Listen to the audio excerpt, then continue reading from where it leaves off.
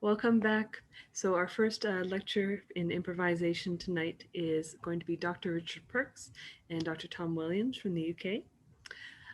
Dr. Perks is a lecturer in music performance at the University of Kent and Associate Professor of Music at the Institution of Contemporary Music Performance.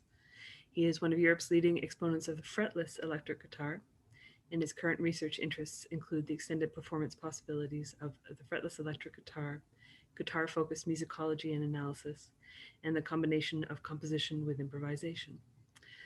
Dr. Tom Williams is a jazz guitarist, a lecturer, and a musicologist specializing in improvisation, cognition, jazz, and pedagogy, and is a senior lecturer at the Academy of Contemporary Music in Guildford, Surrey. So their presentation tonight is called Outlier Taxonomies and Codifications of Jazz Guitar Vocabulary, and it examines taxonomies of improvisation language, in particular an analysis focused on outliers, so a practice common in data analysis, but less so in musical analysis, looking at the fleeting moments in improvisational languages which may offer additional depth to the study of jazz guitar.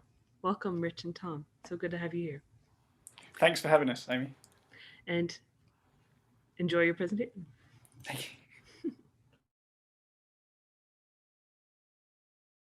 This paper is part of an ongoing project which has implications for pedagogy, practice, and historical understanding of jazz practice.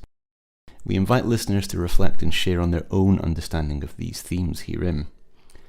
It is hoped that what follows will create a foundation for an analysis methodology that may help jazz scholars and practitioners more effectively navigate the embodied histories and practices of the idiom. When considering improvised music, our ways of knowing are often led by observational taxonomies, which place emphasis on common vocabulary, canon, and familiar structure, often to great effect. Correspondingly, practice, pedagogy, and community are also led by similar taxonomies. Such categorization, comprising tendency, familiarity, and trope, help us build systems for codifying, qualifying, and classifying the improvisatory lexicon of different idioms and performers, so that we might engage with them performatively, pedagogically, developmentally, analytically, or otherwise. This kind of organization often results in the solidification or reinforcement of genre-specific conventions, as well as the rigid cataloguing of attributes ascribed to an individual's improvisatory voice. Ultimately, via the tacit prioritization of predictability, this approach encourages a generalization of an improviser's approach and the creation of a canonical schema of vocabulary. There are many reasons for this, of course. Retro-nostalgia, the prevalence of Western analytical models, a lack of objectivity in the preservation of history, and simply humanity's need to apply an Aristotelian categorization to all things in an effort to compartmentalize and make sense of complex phenomena. Canonization of music tends to happen through focus on individuals, genius performers, composers, and artifacts. Lena argues that in focusing on individual elements, we create a thin and fragile understanding of a genre. We must instead consider the thick history in which the individuals interact with larger social systems. While the search for common features is not inherently detrimental, and indeed, in the process of systematizing jazz practice, we have needed a foundation of sorts. The structures, taxonomies, schemas, and knowledge bases available to us can allow many fleeting moments in improvisation to be missed. Phrases, ideas, interactive utterances which perhaps on the surface do not satisfy the conditions to be labelled taxa may then be lost forever. The result? An artificial homogenization of the artists and idioms in question, presented conveniently and amenably to standard categorization. The effect of Western taxonomic analysis is perhaps twofold. Firstly, it may be the case that certain taxon, realized as phrases, licks, voicings, and other musical utterances, are dismissed as anomalistic or mistake. This is of course an issue perpetuated by Western analytical methods and the enduring premise that jazz is often viewed as a product instead of momentary realization of an ever-developing process. This is of course despite much scholarly rebuttal. Secondly, The dissolution of harmonic centricity in jazz and improvised music may well be evident in practice, but significantly less so in discourse and objective pedagogy. As a result, entire expressive modes may be neglected for a number of reasons, leaving timbral expression, ensemble interaction, dynamic improvisation, and textural narratives treated as other or extra, or worse, not discussed at all. The problem lies here. How can we effectively understand, develop, and react to practice in all settings when guided by an incomplete map?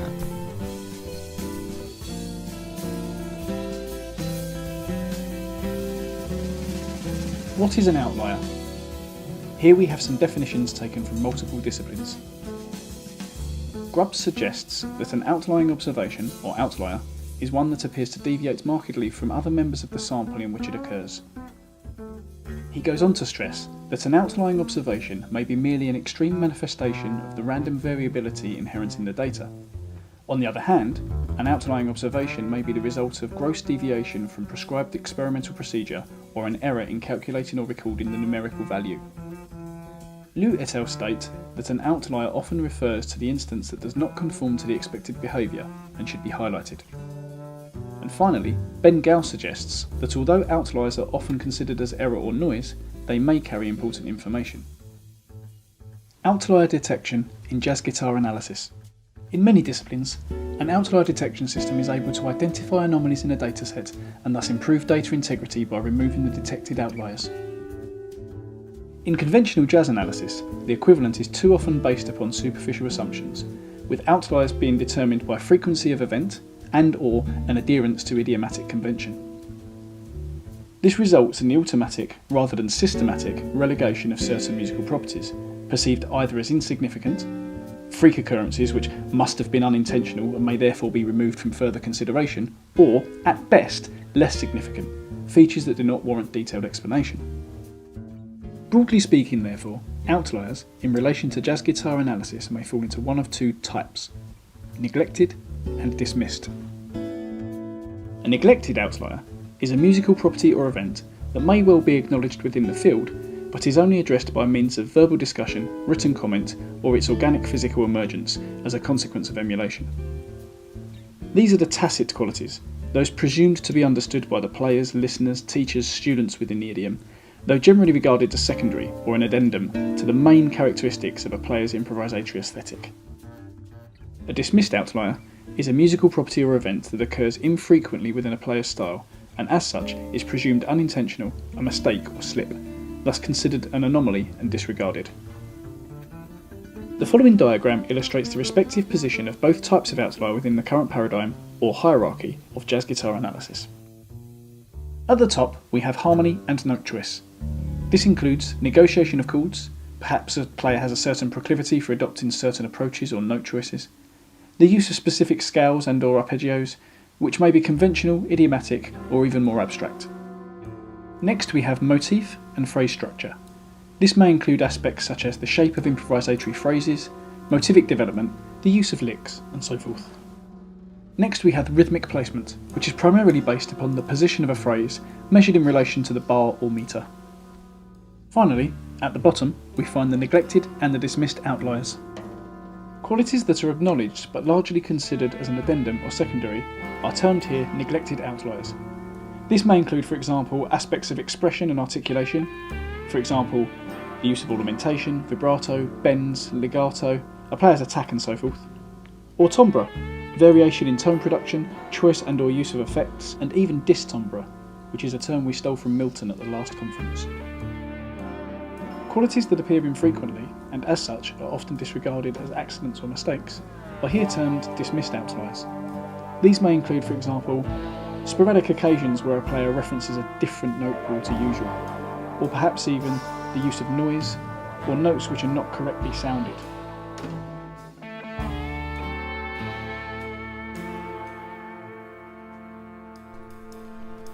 Community practice, that is, the complete practice output in the jazz guitar improvisation community at any one time or locality, is distinct from what we might consider community knowledge.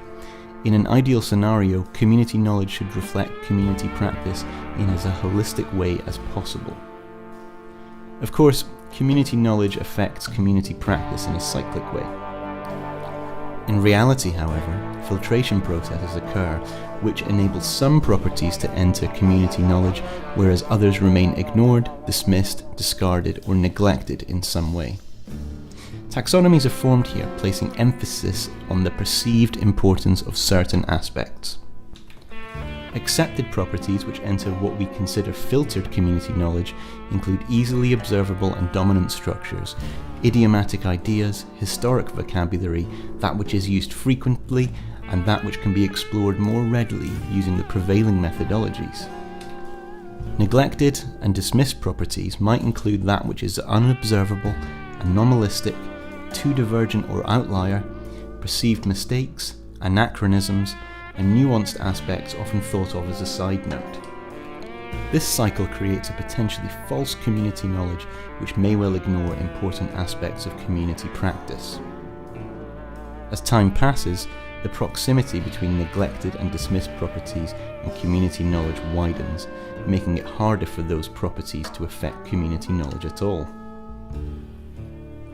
It must also be noted that the proximity of an artifact to the normalized paradigms of the idiom they exist in positively affect their chances of becoming accepted reflectively. Departures from what is expected, or at least what is not relatable syntactically to existing frameworks of understanding, may well colour perception, both for the author and for the audience, depending on their previous experience with similar vernaculars. The way jazz history is often laid out in texts, usually in a clear linear chronology, demonstrates a potential oversimplification of an incredibly complex networks of dialogues across a range of chronological, geographical, and socio-cultural sites. Take, for example, the representation of women in jazz.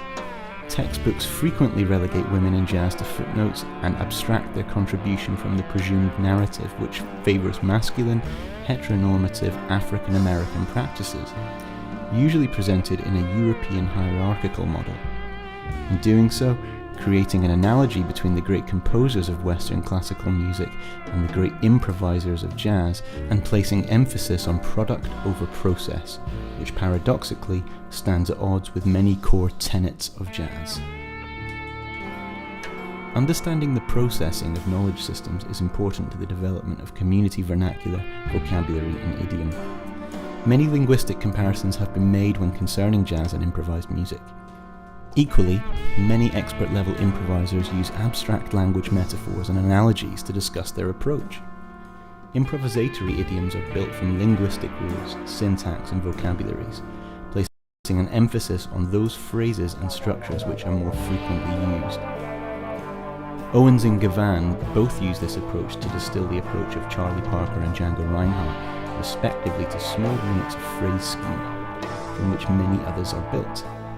Such an approach is similar to what happens traditionally in oral learning within the jazz community. As such, canonized vocabulary becomes the template for others, and with further cycles of data quantization, vocabularies can become more limited as a result. John Scofield's guitar playing contains an array of performative characteristics which contribute to his highly distinctive voice on the instrument. However, a significant portion of these are neglected in many of the available materials that analyse his playing approach. Since the mid-1990s, more specifically from Groovulation onwards, Scofield has released primarily groove-based material which makes prominent use of static harmony sections and expanded blues forms. In many guitar tuition materials, however, we again encounter the overriding prioritisation of harmonic analysis. Invariably, the focus is on note choice rather than execution, phrasing, timbre, timing and so forth. Rarely are there any expressive properties considered in detail. Scofield regularly incorporates timbre experimentation, the use of intentional noise, distinctive micro-timing, i.e. playing on the back of the beat, variation in attack, expression and articulation, extreme forms of bending and vibrato, and more. As integral to Scofield's sound as these extra qualities are, in analysis they are often, if mentioned at all, relegated to a passing comment, a footnote, or a direction for the reader to refer to the audio to gain a better understanding. Whilst such recommendations might acknowledge these characteristics, they do not provide the reader with an equivalent level of understanding to that of the meticulously transcribed and dissected melodic or harmonic content. This table provides a brief overview of the content covered in a sample of Schofield's special feature articles taken from various guitar magazines. We can see that in each case there is a strong focus on harmonic content and/or note choice to form the basis of the analysis, with aspects such as rhythmic placement and expression and articulation generally covered in less detail. Tonal variation is scarcely acknowledged, and any real-time context-dependent variables such as ensemble interaction are not mentioned at all. To be clear, the intention here is not to criticise these articles, each of which provides some truly excellent insights into Schofield's playing style, but rather to highlight the sense of prioritisation found in conventional jazz guitar analysis, and to suggest that perhaps more emphasis ought to be placed on the less obvious or less frequently occurring characteristics to gain a thorough understanding of a player's improvisatory approach. The following video provides 3 types of analysis of a 30-second excerpt from Schofield's solo in Three Sisters. The first focuses on harmony, as one might expect in a conventional jazz analysis. The second, expression and articulation, highlighting dynamics, legato, bends, noise and so forth. Lastly, timbre. This includes variation in tone production, effects manipulation, etc.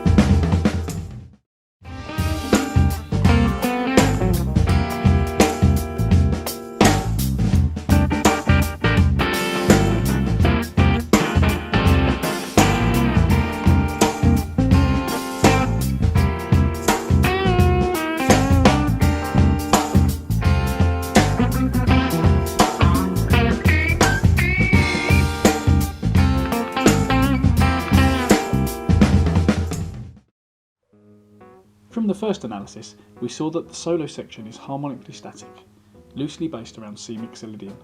Schofield implies a bluesy vernacular by incorporating minor pentatonic phrases whilst interweaving passing chromaticism around chord tones to add dissonance. Rhythmically, phrasing is almost entirely based around quaver and semi-quaver patterns. On first glance, therefore, when reduced to a consideration of only note choice and harmony, this extract appears rather simple. One may even be forgiven in assuming it to be rather bland, if observed on paper that is. The construction of musical shape, however, becomes much clearer when we consider Schofield's diverse command of expressive and articulatory devices in Analysis 2.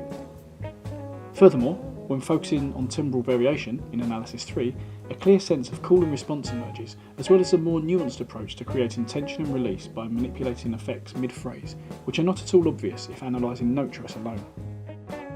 This kind of playing approach, of course, is much more prevalent in rock, blues and experimental music, rather than what might be traditionally considered jazz, and perhaps this reflects Schofield's eclectic sonic palette. In sum, note choice in relation to the underlying harmony here is relatively basic, comprising mixolydian, minor pentatonic, chord tones and fleeting moments of chromaticism. Musical shape and tension and release are far more often achieved through varied expressive devices, combined with the real-time manipulation of timbrels. This brief example draws attention to the underreported or neglected aspects of Schofield's playing, raising some pertinent analytical questions. Can, or rather should, such extra properties be treated with the same level of importance as harmonic or melodic note choice? Can they be conveyed clearly through a tangible form of musical analysis? Might any other crucial aspects of an artist's approach be uncovered in this process? Considering jazz improvisation approaches more holistically, improvisers use formulas to inform an approach at all levels from beginner to expert. To suggest, however, that the use of such formulae is less creative or in some ways negative to an improviser's approach is untrue. In fact, the use of formulas is part of a larger schema of generative mechanisms used to drive improvisation. The inform approaches allow musicians to develop appropriate stylistic vernacular, help in curating technique, and provide a route in to the domain more generally. Where the issue lies, however, is in instances where a musician may only adopt formulas in a prescriptive fashion, not engaging other generative mechanisms and ultimately not allowing an individuality of voice to develop. Something that could be a direct result of engaging too heavily in taxonomically driven structures. Benjamin Gavin created a taxonomy of Django Reinhardt's most formulaic vocabulary traits. In doing so, while adding to the tradition of jazz analysis ignited by the work of Thomas Owens in his seminal breakdown of Charlie Parker's idiomatic vocabulary, Gavin demonstrates that a large portion of Django's playing can be distilled into fixed melodic schema or formula. The interesting thing is that many of these formulas have been assimilated to form the foundation of the vocabularies of many contemporary gypsy jazz guitarists. Players like Borelli Legren, Paulus Schaefer, Stockello Rosenberg, and Josko Stefan. While Django's discontinuities, as Gavin labels them, are left as remote artifacts in the development of his approach. It is these discontinuities, perhaps born out of generative mechanisms focused around the strategic areas of development, motivic development, idiomatic instrumental technique, and a malleability of pre-existing formulas or licks, that Django demonstrates an approach which is progressive, unpredictable, forward-moving, and not tied to a dogmatic vocabulary at all. It is strange then that many of the previously listed contemporary gypsy jazz guitarists do not exhibit the same unpredictability or progressive approach. Paulus Schaefer, an eminent gypsy jazz guitarist and the veteran of the style, admits that a large portion of what his approach revolves around is a stitching together of licks and formulas. Stockello Rosenberg's approach, as seen in his online Gypsy Jazz Guitar Academy program, demonstrates similar reliance on formula.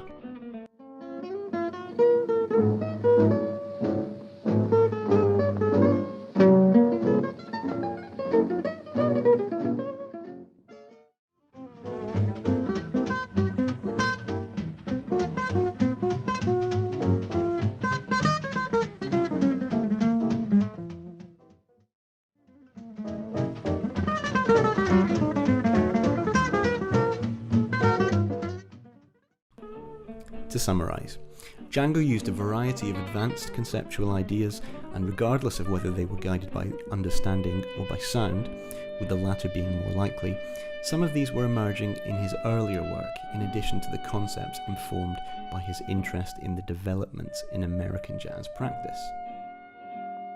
Finding a solution, aims and objectives. To identify any outliers, i.e. unusual musical events, devices, sounds, techniques and so forth. To re-evaluate their function within the player's aesthetic by considering multiple aspects of the performance context. To incorporate these ideas to develop a more holistic system of jazz guitar analysis, offering deeper subjective insights. Here, we advocate the comprehensive scrutiny of all outliers in order to properly ascertain the extent to which these qualities may or may not be considered integral to an individual's improvisatory lexicon, regardless of the fact they may be less conspicuous, occur less frequently, and/or do not conform to the expected behaviour of the idiom. By drawing from various methods of outlier detection, mapping these ideas to existing paradigms of musical analysis, and using them to develop additional methodologies, we can form the basis of a new, holistic framework for jazz guitar analysis. Let us first consider the groups of conventional jazz analysis methods. These comprise harmony-based, methods where note choice is analysed in terms of distance from the underlying harmonic framework, idiom-based, methods where outliers are determined in accordance with pre-established classification models, clustering-based, methods where recurring phrases or motifs, licks, are used to represent a player's stock vocabulary, statistics-based, methods where the frequency of musical quality or event determines the likelihood of intention or its legitimacy. We propose the addition of the following groups. Expression-based, Methods where expressive qualities, including articulation, attack, use of timbres, etc., are examined in detail. Density-based. Methods where real-time ensemble interactions are noted as points of interest, and each musical property or event is measured in relation to the moment or the musical context. For example, prolonged rhythmic interplay, tension versus release, kinesthetics, and so forth. Lastly, ephemeral-based. Methods that focus on the fleeting moments, actively assessing the importance of any short-lived and/or diaphanous aspects. By treating these 7 groups of jazz analysis method as equal, in terms of any analytical hierarchy, we arrive at a more holistic, context-dependent approach to jazz guitar analysis, through which the status of any outlying qualities may be re-evaluated against a range of measures, potentially reclassifying them as significant novelties. It must be noted at this juncture that the purpose of this research and realignment of perspectives considering the prevailing discourse and analytical methodologies surrounding jazz improvisation is not meant to replace, but rather augment. The work of Owens, Gavan and others like them is incredibly important, but we must now look to consider addressing the deficiencies in many analytical methodologies which potentially lead to the neglection or dismissal of many important aspects of an improviser's approach. Moving forward, our research aims to alight on new ways of observing the neglected, dismissed and outliers of jazz guitar improvisation, develop new ways of codifying outliers within existing analytical frameworks, build a novel analytical methodology which seeks to mitigate many of the issues discussed herein, provide augmented notations capable of representing outliers, address false histories and canonical inaccuracies, and also highlight more effective ways of teaching jazz guitar through a series of studies which reflects a holistic and unfiltered approach.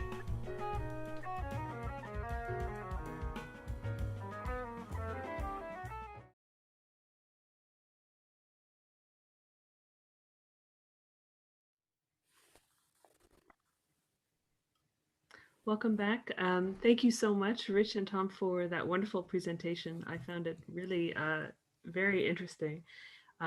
So we'll put out a call for questions from Facebook and also in the Zoom room.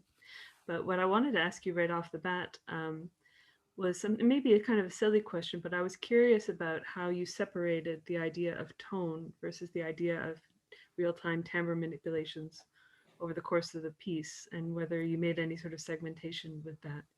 What I was thinking was that, tone is something that's really discussed a lot among, jazz guitarists when they're learning. And I was curious whether you also thought of this as an outlier, maybe only in the academic sense and not in the practice sense. Should I take this one, Tom? Yeah, go on. Yeah, I was responsible for the Schofield stuff. So yeah, I think it's a huge area, and I mean I separated even timbre from expression when in one sense it's part and parcel of the same thing. But the reason I did that essentially with Schofield is that I think there's the sense of using tone as almost like an overriding setting. I have my guitar, my amp, and this is the sound I like to use. And then you've got all of the things that affect tone, like attack, articulations, movements, pressure, finger pressure, and all of these sorts of things that as players we all have subjective degrees of and so forth. And I think Schofield is particularly expressive in manipulating those things in addition to having this core tone underneath. It seems to me, at least. So I tried to separate it almost as though that they are, that even the way he digs in with the pick sometimes, it's almost like for one note, it would just be that's what I need there. That's the complete control. You're almost not far removed from the Derek Bailey thing in terms of using these tiny different nuanced sounds. So that's why that was separated out. Okay, yeah. So you're really interested in looking at the what almost like a form structure for timbre over time. So the that was going to be my other question, which is there have you come across any kind of like long-term forms for these timbral changes over time? Is it something that we could map out over the entirety of a piece and find these sort of schema that you mentioned? I think I haven't done that yet, but I think that would be possible. What I mean, the thing that I was listening to another track from that album, Groove Relation, and I was driving, so I'm not 100% sure, and I have to go back and revisit it. But I'm pretty sure he turned the chorus pedal on for one note in the middle of a solo, and I was kind of like, "What? Like, who does that?" I don't know anyone that plays like that. So I think that there probably are shapes and patterns to look for, and that there's certainly will be part of the homework when we start putting this into a more tangible, publishable product. And I think we'll probably have to take various approaches. There'll be the short-term interactive elements, because I think there are definitely things that happen in situ with timbre and sound, and then there are things that might be way of crafting shape in the same way you might have phrases and call and responses and things over longer periods of time. I don't know if, Tom, you want to add to that. I feel like I'm just jumping in, sorry. No, I mean, I'd echo all of that, but equally I think I suppose not the grander thing within it, but what I envisage this as when we spend a lot of time talking about, and we obsess over it, the scales, the harmony, the precedence of melodic ideas that an improviser uses. Why don't we do the same with timbral manipulation? And why don't we look at, for example, like a continuum of malleability in a player? So over the course of a piece, or not even just a piece, but a set of pieces, a period of time, years, why can't we track that, and why can't we assign that as part of the identity of an improviser? Because that's what it should be ultimately. That sort of, or is that old idea of an improvisation being the definitive version of a recorded improvisation, a definitive version of something that was never meant to be definitive. And so we should be looking at this kind of the small developments, if we're ever to, especially if we're talking about pedagogy and how we instill this to kind of young improvisers, and how we should be continually changing things and not putting things on pedestals, I suppose.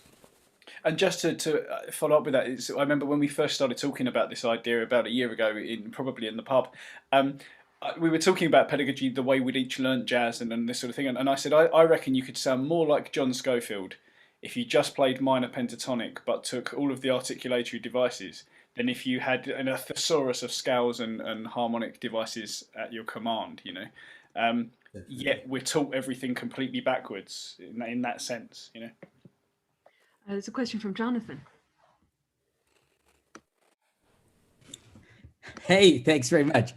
This is a really cool talk. I really enjoyed it. A lot of really interesting stuff to think about. So I'll just try to formulate this as a question as I'm thinking about it. But I like how this idea of outlier can kind of work in multiple ways, right? Because kind of coming in, I thought you were kind of mainly just kind of talking about one-off phrases that, that might have become a regular lick or formula, and then it just kind of never happens again, just got like captured on that one recording session.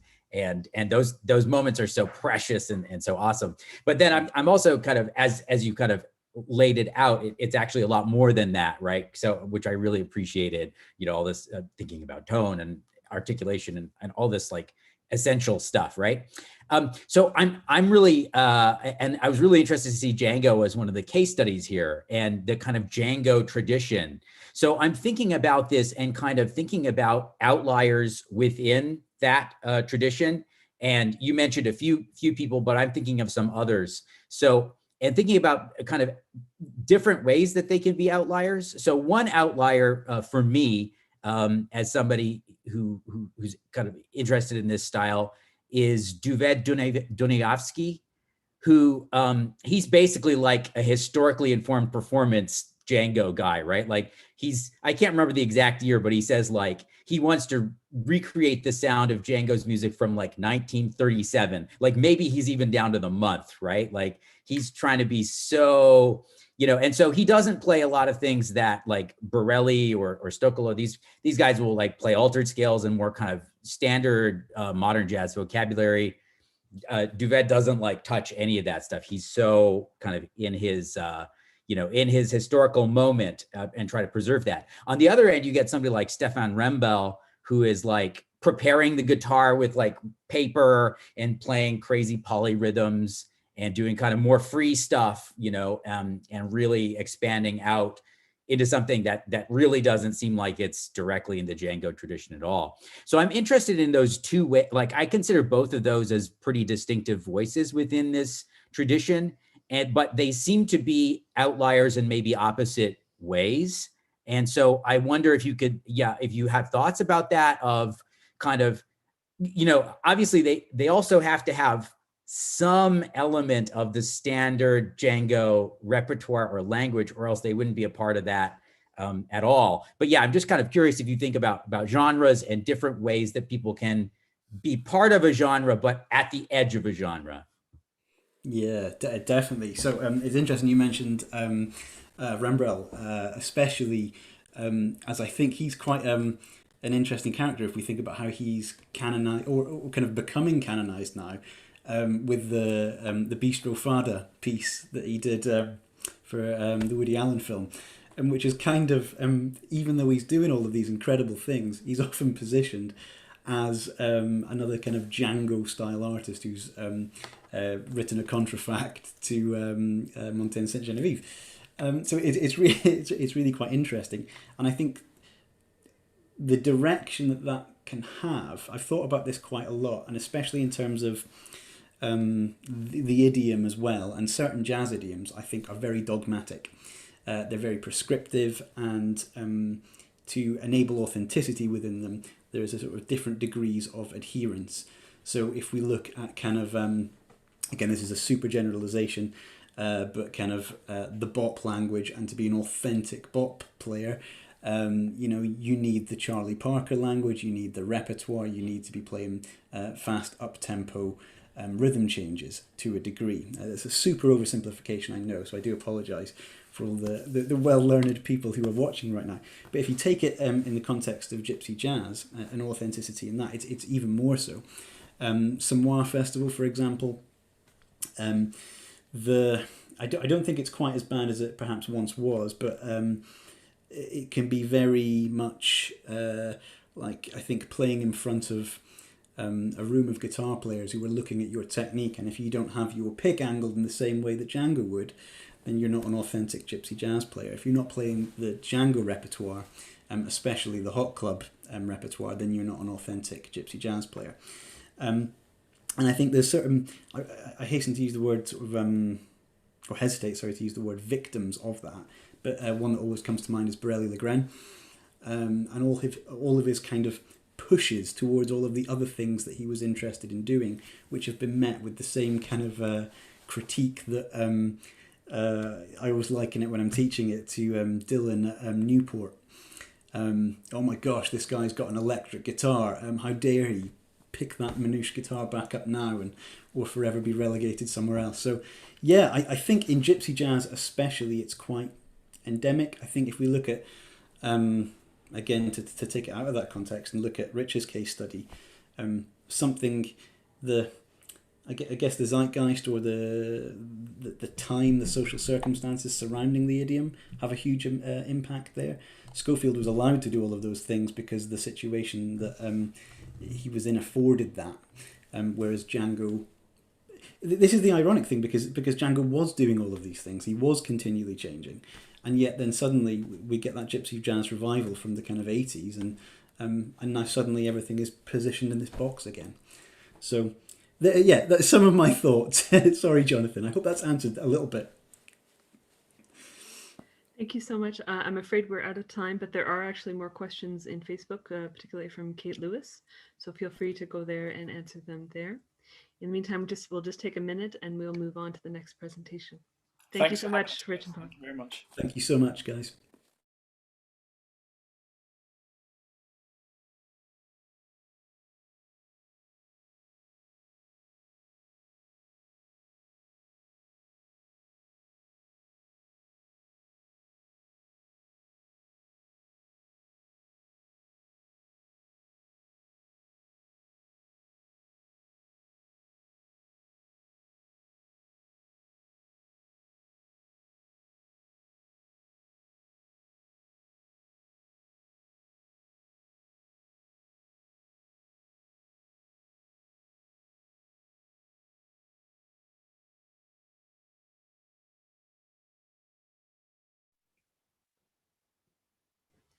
Welcome back.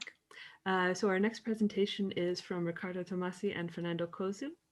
Ricardo is a Brazilian composer, performer, researcher, and music producer who works in the contemporary music scene in sound art and music education. He is an undergraduate professor of music at the State University of Londrina and a PhD student in the area of creative musical processes at the University of Sao Paulo, Brazil. Fernando Kozu is a composer and teacher. He holds a degree in music at the State University of Londrina. He's a specialist in the history and philosophy of science, and he has a master's degree in communication and semiotics with a dissertation on the complexity of compositional thought of Brian Fernio. He is assistant professor of the undergraduate music course at UEL, working mainly in the area of language and musical structuring. So their presentation today is titled Study for the Ecosystemic Guitars, the Electroacoustic Improvisation in the Sound Emergence Minefield, which is collaborative research in progress that searches for creative expansions that interrelate contemporary electric guitar and ecosystemic sound feedback approaches through live electronic performances. And you would have heard their performance earlier today in the set. Welcome, both Ricardo and Fernando. Yes, thank you, Amy. I will share my screen. Yes, share. And present. So, hello everyone. I'm Tomasi. Me and Fernando Kozu will present in our research that we have been developing over 2 years that we call Study for Ecosystemic Guitars. In short, we are dealing with prepared guitars into the context of the audible ecosystems, where both are connected by sound feedback loop.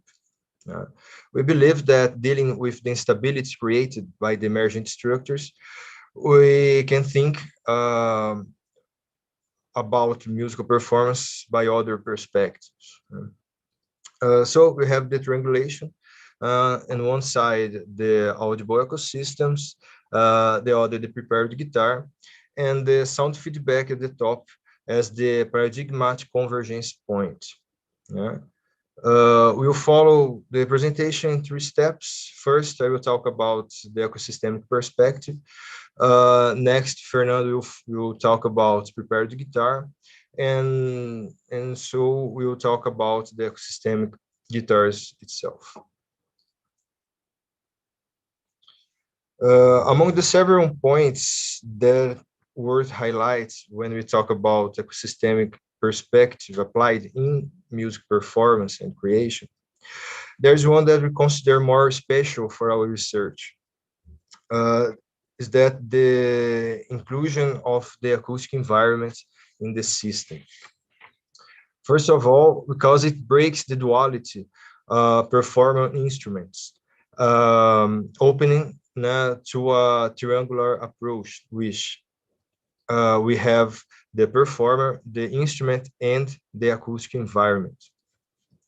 Consequently, we move towards a non-neutrality of acoustic spaces, whether they are a big room, resonant body of a guitar, or a headphones. It means that we don't have a portable work of music anymore. When we change the environment, we change the whole system. Also, it brings to foreground the physicality of the objects that compose such systems. Cables, microphones, speakers, walls, chairs, curtains, etc. They all become surface of interaction by touching. We have many examples of ecosystemic application in musical purpose, most of all sharing a kind of controlled feedback system. Here we have a generic model where we can see the loop passing through the environment and analyzer that regulates the system. Among the controlled feedback systems, we have a special one, the audible ecosystems, created by Agostinho Di Scipio. Here, the sound is the main interface of interaction, and at the same time, the interactions produce the sound that we are hearing. So it's the loop. Sound produces interactions, and the interactions produce the sounds. In short, we have low-level elements that are connected by sound feedback loop. where the subsequent interactions, limited by the component's behavior and physicality, creates the sound events. So this is an ecosystem where the interactions can be heard, audible ecosystems. The feedback loop has a very important role here. The ecosystem starts with the loop that produces the Larsen tones, the microphonies. These tones are sound emergence of the connected components' qualities, what means their physical and behavioral capabilities, and the quality of their respective interactions once they can also interact by other ways, and this would change everything. Here we have the illustration. The microphone captures the same sound the speaker is producing, and we have the loop that produces the Larsen tones, the microphones. This picture of a peak analysis of the moment when the feedback loop starts.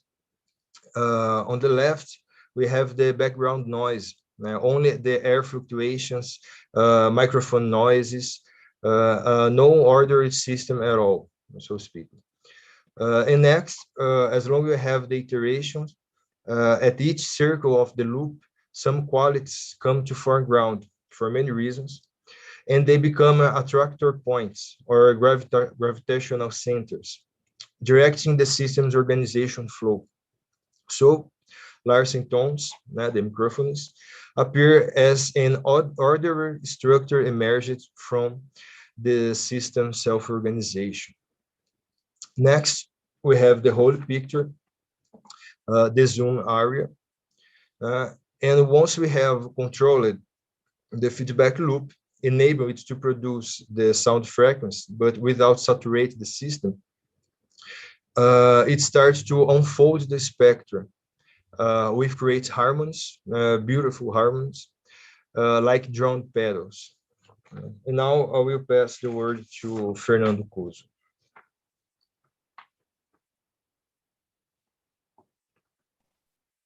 Okay. Well, I now research with an experimental guitar, electric guitar, and this experiment with Tomasi. Specifically, the idea is mixture booth experiment, and is a great influence of the Keith Rowes Poetics.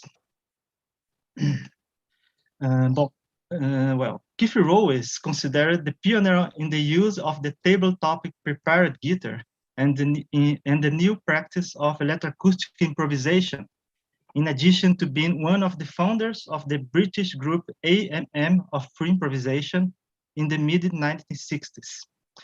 Due to the influence of his training in music and visual arts, Howe will appropriate the ideas of Dadaism, Cubism, like collages, assemblage, and objet trouvé, and the action painting of Pollock to think of the guitar as a canvas on the table. According to Onlewick, by being able to see his instrument as formal visual element, framed by the generally rectangular tables upon which you would lie, Howe could attempt to incorporate structural elements via the guitar's interaction with the various accoutrements that would amass over the years from a visual aspect and educe musical aesthesia from them, blurring the boundaries between forms. Two important practical and aesthetic consequences from this other stance in relation to instrument. First, distance the instrument from direct contact with the body and move it away by placing it in front of the eyes on the table, as a way of suspending gestural habits and musical memory in relation to conventional ways of playing a guitar, at the same time opening up an entirely new and vast area of choices, which would have less to do with the specific instrument involved and more with the group or environment sound as such, a recession into the kind of egolessness that would become a vitally important element of the electroacoustic improvisation. Second, by laying objects atop the guitar, the listener is hearing more their interaction with the instrument than an intentional authority of a structural formal idea. So if he laid down a tin can on top of his amplifier strings, he might have a general idea of what sort of sound would like result, but never quite an exact one, much less how it might sound if he gave the can a kick. You could also lay the instrument in such a position to generate varying amounts and timbres of feedback, supplying an ongoing drone while you would be able to move on to another sound generator. And okay, Ricardo, next. You will share the video, Fernando? I think it's not necessary. Okay. Because okay. the time. Okay. So they stood for ecosystem guitars. Embrace these two. Ricardo. Oi. Só acho que pulou a parte que eu ia falar da improvisação do campo minado. Né? Você pode voltar no. Isso. Sim. Fala. Okay. What we calling a minefield can be described as follows. Refers to an environment with latency or sound emergence as a whole, including both interpreters, human or non-human, as well as all objects and things in a specific environment capable of producing sounds from the smallest sensitive movements. The use of microphones and various pickups, amplification, and feedback systems are decisive elements to create the degrees of salience and activation of the space in order to prepare the entirely latent atmosphere. And if it were a minefield that triggers diversified sounds from movements and molecular vibrations between the existing things in all locations, be it a subtle touch of the fingers on some surface or a breeze of air from some breath, bursts, explosions, bursting, crackling as modes of interference, escapes, opportunities to transgress and change the condition of the system. In the performance with prepared guitar, minefield, and feedback, there is a direct relationship between objects, strings, pickups, exciters, amplifiers, mediated by an integrated perception between ways of seeing, touching, hearing, feeling with the whole body and environment. It's like Jonathan Impet's concept of active sound space. The moment of emission of an acoustic sound, of its production by the acoustic coupling of a complex human system of vibration and resonance with an instrument. The surface of a particular instantiation is determined by a set of interacting dynamical systems, the action of the performer, performing environment, a technological setup, assemblage, and the particular context. Okay. Posso seguir? So now the study for ecosystemic guitars. We have these two paradigms, the ecosystems and the prepared guitars, connected by feedback loop. In our early experiments, we are searching for ways to explore these connections creatively, creating multiple chains of feedback and exploring the objects of the whole room as surfaces for interaction. It's worth highlighting that we are not interacting by audio descriptors or MIDI protocol approaches, but through the physicality of the objects, the surfaces, because here the acoustic environment becomes a big hub in this network. In this picture, the solid lines represent the acoustic flow, and the dashed lines, the digital, electro, or analog signals, or non-acoustical signals. Here we have two microphones, one capturing the acoustic environment and a contact microphone placed over the acoustic guitar, capturing its local resonance, but not the environment. The connection between acoustic guitar and the environment is made by response of the acoustic body itself. All signals sent to the DSP process pass through the acoustic environment. We have two speakers that creates two different loops with the condenser microphone and DSP, and an output to pedal board that sends a signal directly to guitar amplifier, which have a direct impact on its local feedback. The sounds produced by guitar and by Fernando's influence the system behavior once they are inside the acoustic environment, and its energy enters more or less in all chains of this network. Okay, let's listen to a little research here.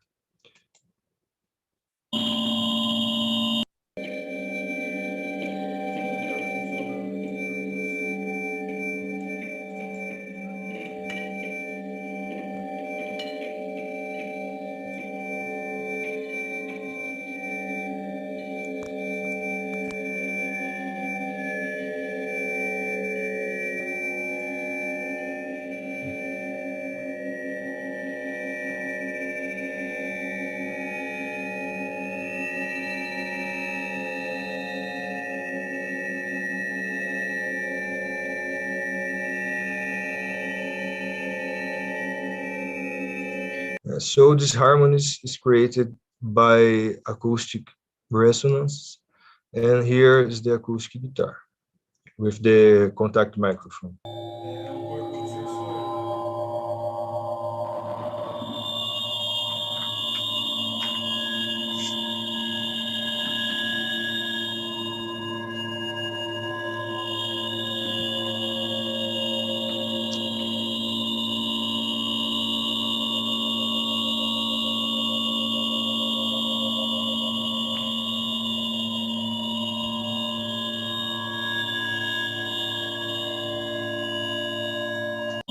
Opa, ok. Vidro mola e ecossistemas remotos, glass spring and remote ecosystems, is a more consistent work to as present here early. First of all, we had a big problem caused by our pandemic scenario once we cannot stay together in the same place anymore. And this breaks the triangular essentiality of our work: the performer, the instrument, and the environment. So we connected two acoustic environments remotely, bringing to us an ecosystem with three environments coupled: my room, Fernando Couso's room, and the Ethernet, nobody's land. The final recording is a mix of the two local rooms and the Ethernet recording. The audio signals had to be carefully calibrated, so we had a relatively stable signal feedback between the two rooms. We created a very complex local networks in these rooms that allow us to perform directly with the topology of these multiple feedback chains. However, I believe the guitar side is more relevant for this presentation. So I pass the word to Fernando again. Fernando, me avisa quando for para mudar de slide. Tá? Isso, pode ser o próximo, então. Lá. Eu tô sem retorno. Okay, and this is the setup I defined for this presentation, and focusing on different types of glasses and the springs, and one electric guitar and electric bass, 4 effect pedals, and this. But in fact, I don't necessarily need to think about using all the objects and elements chosen and defined in the performance during improvisations. And I can also choose to use undefined things like a radio or a violin bow, etc. The most important are not exactly the meticulous choices of all objects and devices for a given performance, but there is such flexibility in the intentions of improvisation between the availability of sound sources and the production of a certain sound flow from these sources that the most relevant are all the moods and feelings of the moment, the here and now of each present in constant relationship with the holy atmosphere of the other sound, visual and climatic events of the environment.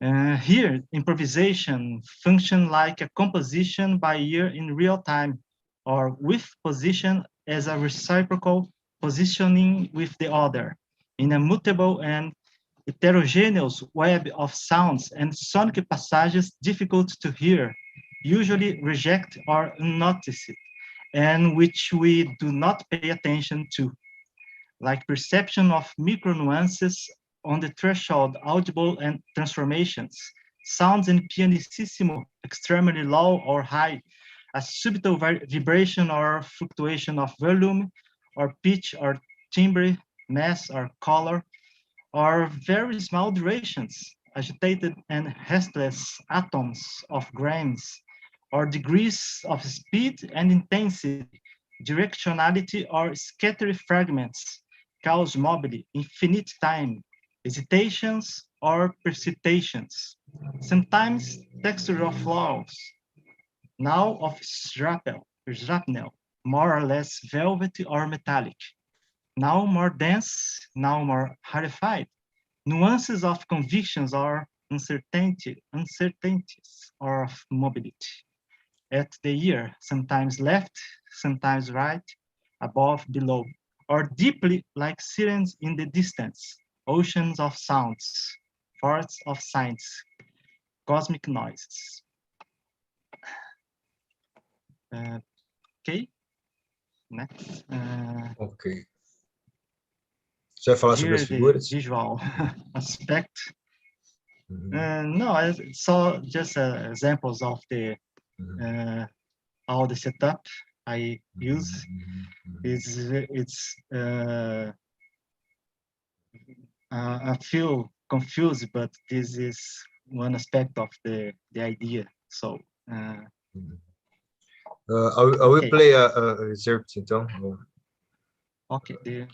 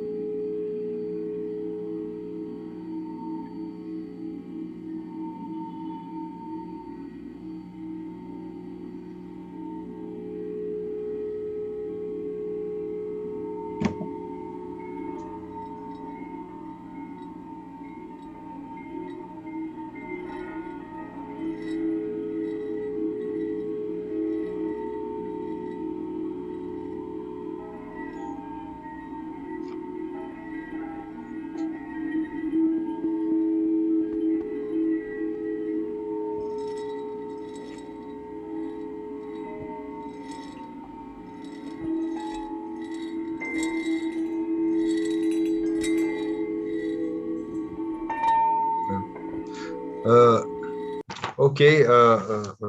This video was present early, so let's go next. Fernando vai fazer as considerações finais?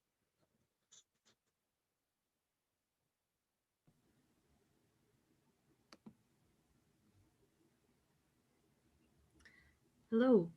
Oi? Yeah. So we're going to start our question and answer now, I believe. Yes. Yeah, if you could stop sharing your screen, that would be great. Oh, I see. I'm sorry, Fernando. I couldn't see you. I didn't realize you were there.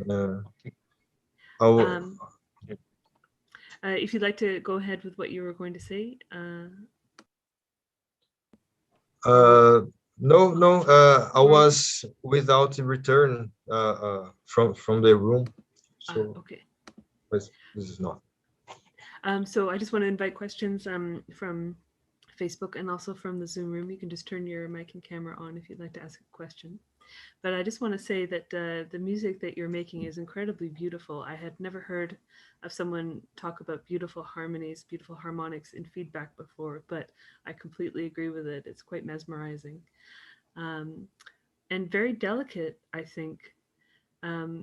I can imagine that it took quite a lot of experimentation to find the right balance of everything. So as you said, the feedback wouldn't overwhelm the system and you would get what you wanted. Can you talk a little bit about how long the experimentation took, or what were the main factors in choosing the objects that you chose? Okay.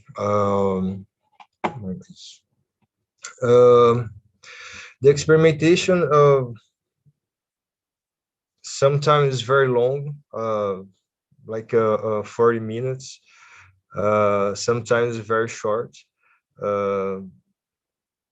but usually more longer than the video we have sent to you. About the objects, Fernando can talk about. In the side of the guitar, experiments with the feedback is always a very difficult to fix it. It's like an intuitive approach of the experiments, because any film transformation with the setup, it's causes a transformation in the sound resulting, and the feedback is most the part with the unpredictable results, and the harmonies is like a project that to hear this various types of combination with all kind of the objects you can integrate with the instrument, and it's a ocean of infinite possibilities that for explore.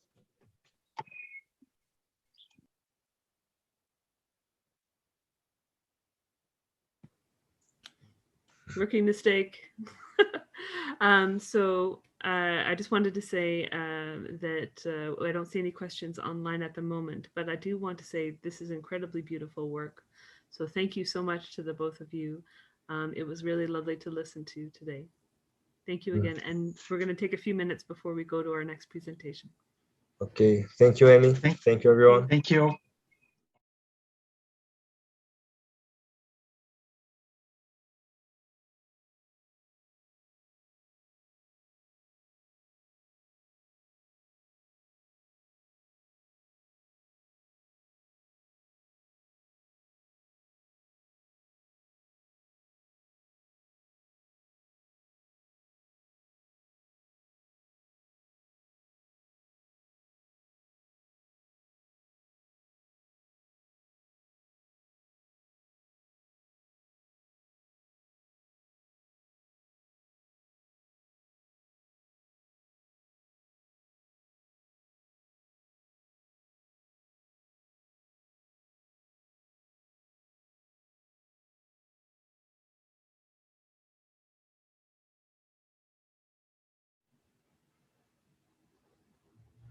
Welcome back. So we have with us here Trevor Babb. He's an American guitarist and composer, and a versatile and adventurous musician based in New Haven, Connecticut, who's primarily devoted to music by living composers. Trevor also teaches guitar as adjunct artist instructor at Vassar College in New York. So his presentation is titled New Compositional Potential in Free Improvisation, which examines performance techniques used by improvisers such as Mary Halverson, Brandon Seabrook, and Joe Morris to identify possibilities for composers of concert music. So addressing issues of notation and also whether these strategies have also already been employed in existing pieces. Welcome, Trevor. Thank you. And so now enjoy Trevor's presentation.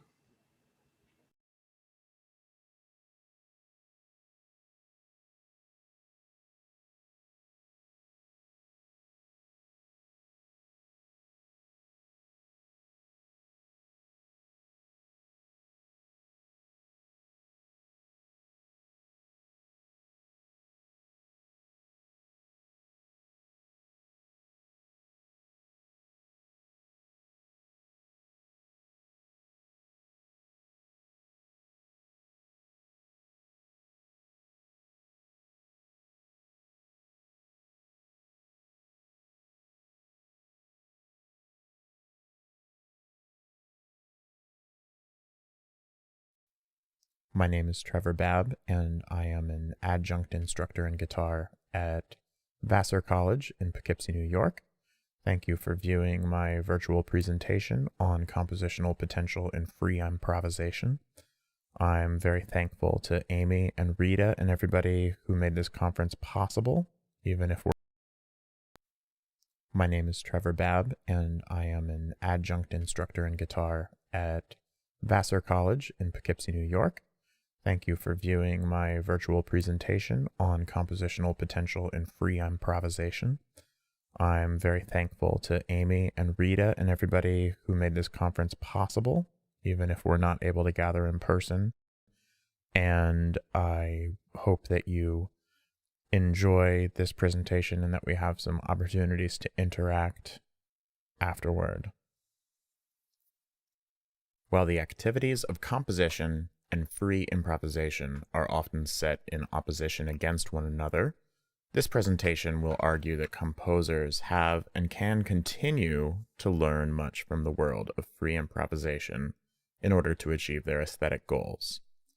On the one hand, free improvisers are often attracted to their practice because it embraces the ephemeral nature of musical creation, while the act of composition is primarily concerned with preservation and dissemination of a fixed musical work. However, free improvisation offers composers a plethora of instrumental techniques and practices that can be especially useful to composers who are working in a compositional framework that seeks to reject cultural reference to other musical idioms and work with pure sound. Much of my work centers around the question of composers who are drawn to writing music for the electric guitar while working in an a-referential compositional aesthetic. When the electric guitar started to be integrated into solo, chamber, and orchestral concert music in the 1960s, popular musicians had already established a strong cultural identity for the instrument and the sounds it was capable of producing.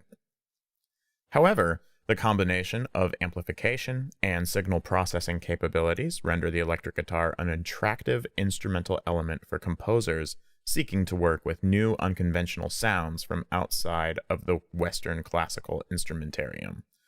This paper seeks to identify the common ground between free improvisation and a-referential composition, offer a sampling of various techniques free improvisers have used to expand the musical language of the instrument, survey some existing repertoire that uses these techniques, and resolve issues of notation in translating the techniques used by improvisers into the musical score.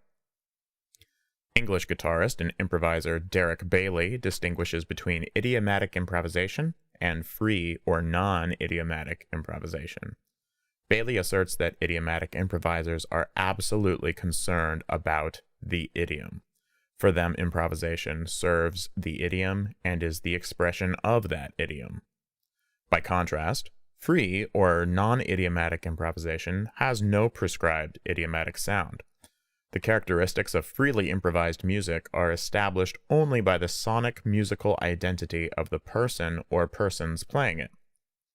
This aesthetic dichotomy is present in the practice of composition as well, where on the one hand, there are composers who seek to create musical works that mirror musical idioms from our everyday musical experience, and others who seek to work with pure sound without any reference to external musical idioms. Composers in the latter aesthetic camp often seek to shroud the sonic identities of instrument through unconventional playing techniques and signal processing. While the practice of composition has certainly been met with disdain from free improvisers and vice versa, the goal of integrating new and unconventional sound into musical creation is a common aspiration among both groups.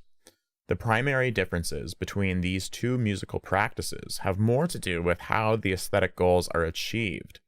Composers are primarily concerned with documentation and reproducibility of a fixed musical work, while improvisers are concerned with spontaneous filling of empty space with an unreproducible musical act. In a conversation between Derek Bailey and Stephen Hicks, Bailey asserts that an improvisation should be played and then forgotten, and should not be recorded. A somewhat unrealistic expectation in a musical economy that relies heavily on sound recordings as a commodity. Furthermore, free improvisation folklore is replete with stories of near mythic status describing an improviser beginning to play a composed work and transitioning into a completely improvised performance, with most, if not all, of the audience none the wiser. This paper does not seek to get distracted by the debates around these issues, but rather to identify innovative practices that can mutually benefit both composers and improvisers. Essentially, there are three different ways that composers and improvisers seek to transform an instrument's sonic character in a way that transcends cultural reference. The first of these transformative practices consists of extended techniques. For the purpose of this paper, extended techniques include any unconventional method of sound production on an instrument without integrating foreign objects beyond standard instrumental practice into the instrumental apparatus. Sound production with foreign objects will be considered separately. Extended techniques include, but are not limited to, playing strings with light left-hand pressure, bending strings off the fretboard, playing behind the bridge and nut, playing while stopping the string between the fretboard and the bridge, scraping strings, percussion on the body of the guitar, and other unconventional uses of a plectrum, bottleneck slide, tremolo arm, or other common objects produced for playing guitar. American guitarist Joe Morris has an improvisational language that seldom integrates foreign objects or signal processing effects while still being highly unconventional. Morris's playing is highly gestural, with fluid left-hand movements that traverse the string length in efficient plectrum, hybrid picking, and fingerstyle technique.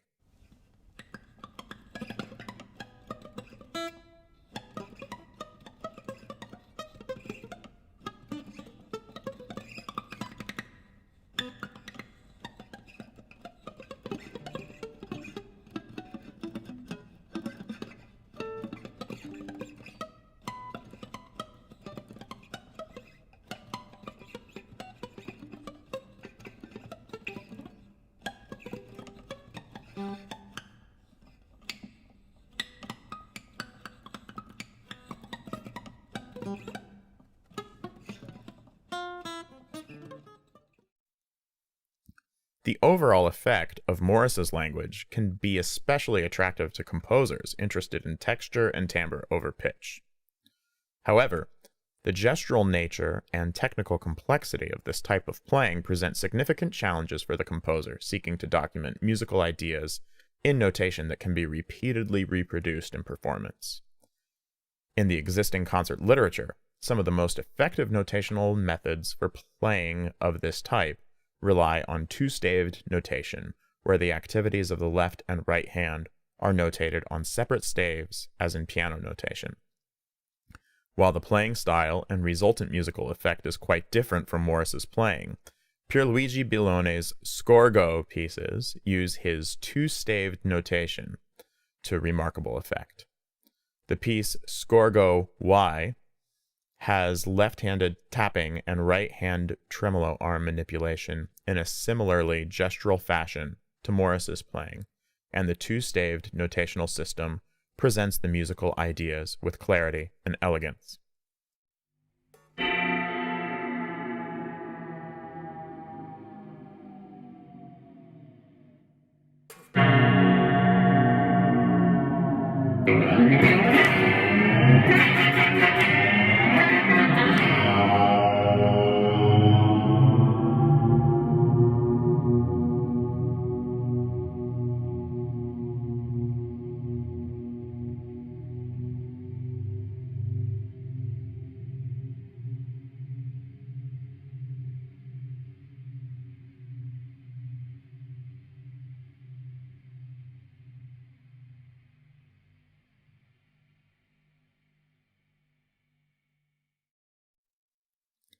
Integration of foreign objects into the electric guitar's instrumental interface is also a way of achieving unconventional sounds from the instrument. English guitarist Keith Rowe was one of the first practitioners of prepared guitar, and certainly one of the most original and influential. Rowe developed a new musical language for the electric guitar by laying the guitar out flat on a table in front of him and preparing the strings with a variety of foreign objects to transform the overtone structure of the instrument's timbre while also integrating electronic signal processing. When asked about how he went about constructing a new language for the instrument, Rowe says, "It was the lesson from the history of art that for the Americans to develop an American school of painting, Pollock, for example, laid the canvas on the floor, which meant he'd broken the link with European easel painting in one swoop, in one move. I kind of figured if I did the same thing with the guitar, if I laid the guitar down, I would achieve a whole number of things, which were my objective at the time. A break with the past, the possibility of developing a completely new language, a sense of detaching yourself from the immediacy of the instrument, creating a gap between you and the essential material." The challenge of notating a composition for prepared guitar comes especially from the dissonance between the notated pitches and the resulting sound. This has always been an issue in prepared piano literature, where notated pitches denoting the keys that a pianist must press do not coincide with the resulting sounds. In their handbook, The Techniques of Guitar Playing, Seth F. Josel and Ming Sao advocate for a diagram instructing the performer how to prepare the guitar clearly, showing the position along the string length to fix specific objects to the string. Josel and Sao also advocate for using a tablature system to denote the actual music played in time for the performer. When less specificity is required from the composer, graphic notation may suffice. Electronic signal processing is also frequently used by free improvisers to transform the sound of the instrument in a way that transcends popular association with the electric guitar. Signal processing can be incredibly effective. However, many common devices available and marketed to guitarists are developed expressly for use in popular music.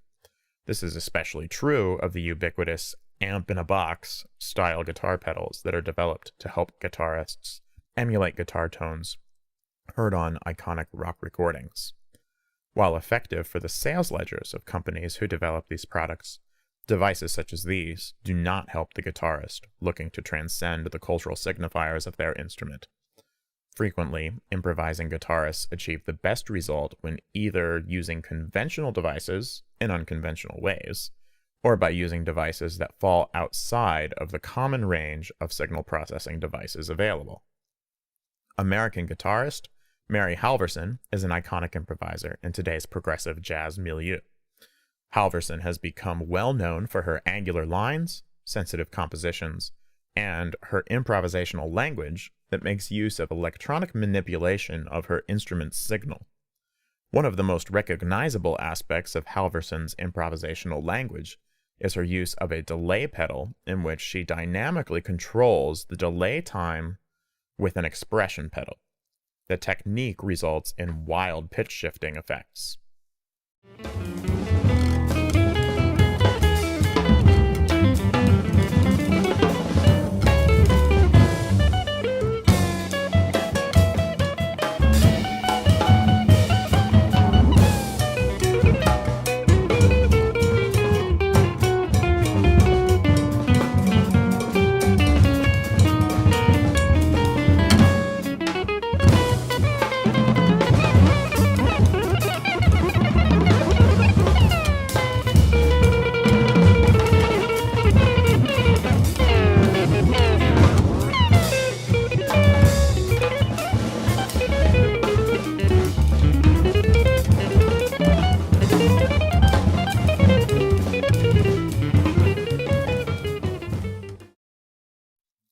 American guitarist Nels Cline is best known currently for his work with the rock band Wilco.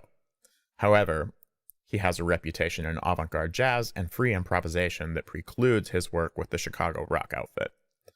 Cline uses a wide array of electronic devices as part of his improvisational language, most notably integrating the Korg Chaos Pad, a device originally marketed to DJs.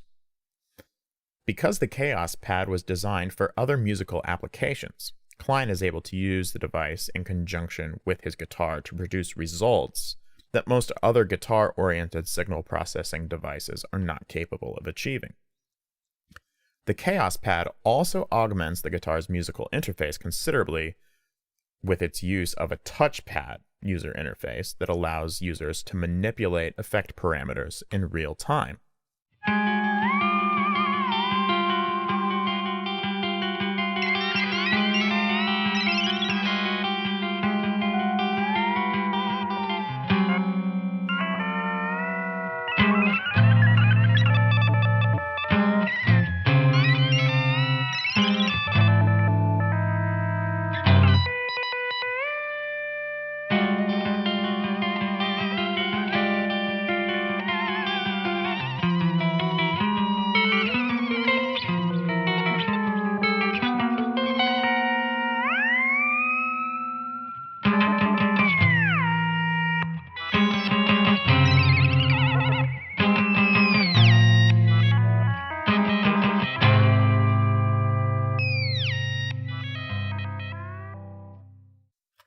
Whether using hands or feet, real-time manipulation of effect parameters is another notational challenge for the composer, especially when precision is required. Much of the time, composers have opted to add an effect stave to the score. It is common to use plus and open symbols with wah pedals to denote heel and toe positions of the pedal, much like one would use with a plunger mute on a brass instrument. The same procedure could be applied to the expression pedal to emulate the effect that guitarist Mary Halverson uses to control the delay time on her delay pedal.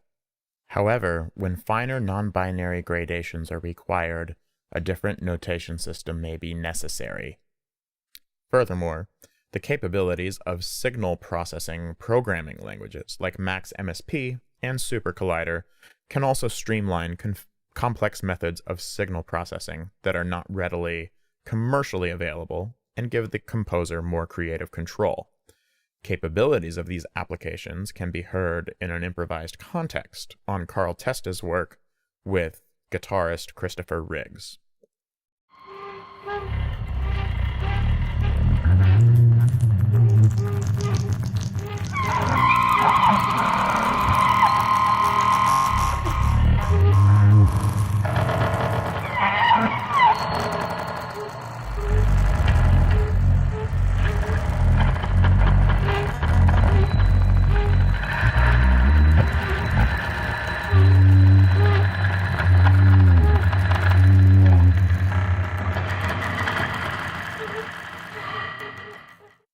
Philosopher Gary Peters writes that improvisation has always already happened.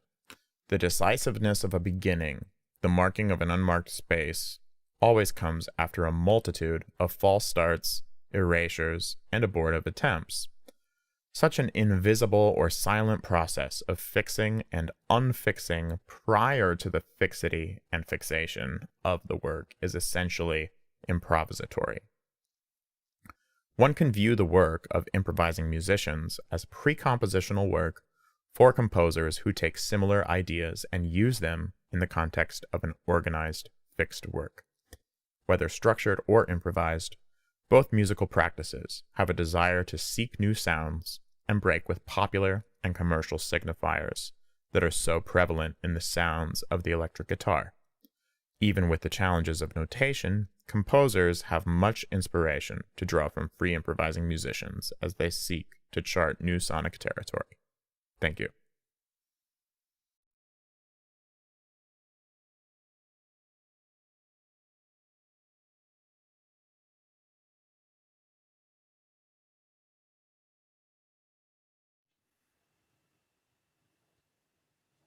Welcome back. Welcome, Trevor.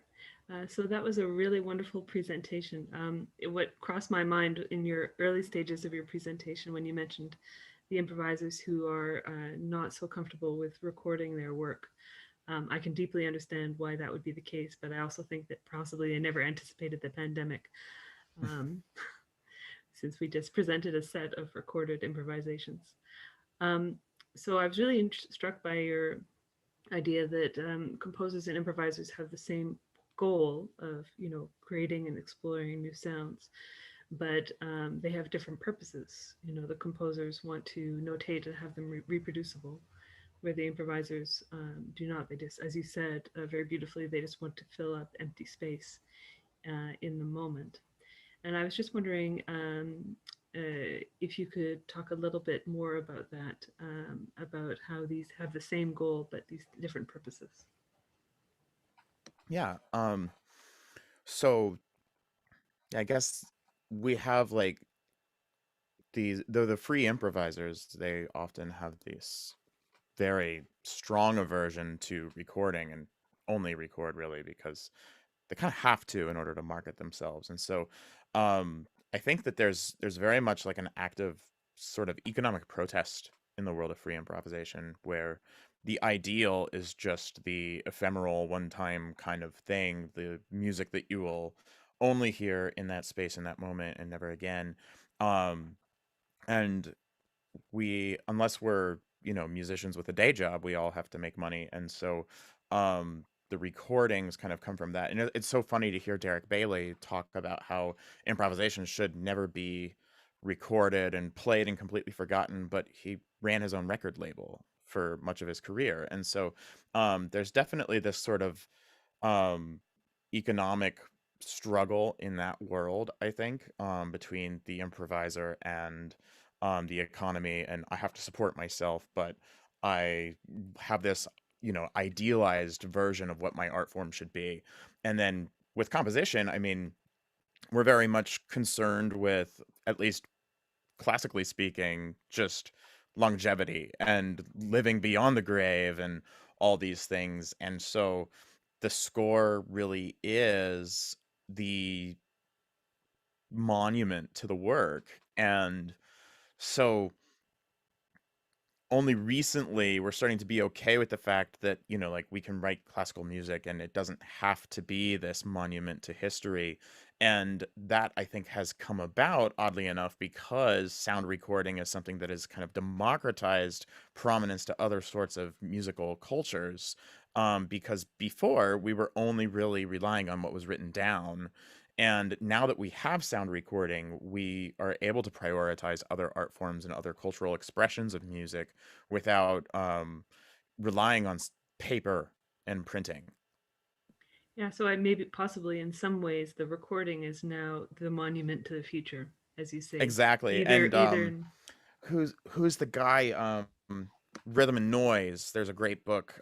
Theodore Grachik, I think, is his name, and he actually talks about in the history of rock that the recording really is the ontological musical work in the world of rock and roll, because he talks about how the Beatles were, they gave up performing after a while in their career and were only making records, and it was the record that was the monument to the musical work, because a lot of what they were doing in the studio, they couldn't replicate it live, at least not in the 60s.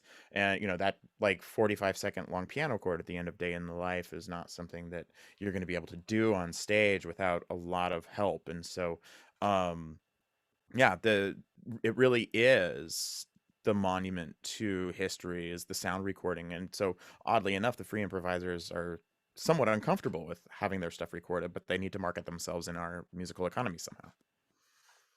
Wonderful question from online question from Milton. Great presentation, thank you. Does the avoidance of idiom not forge an idiom like a negative print?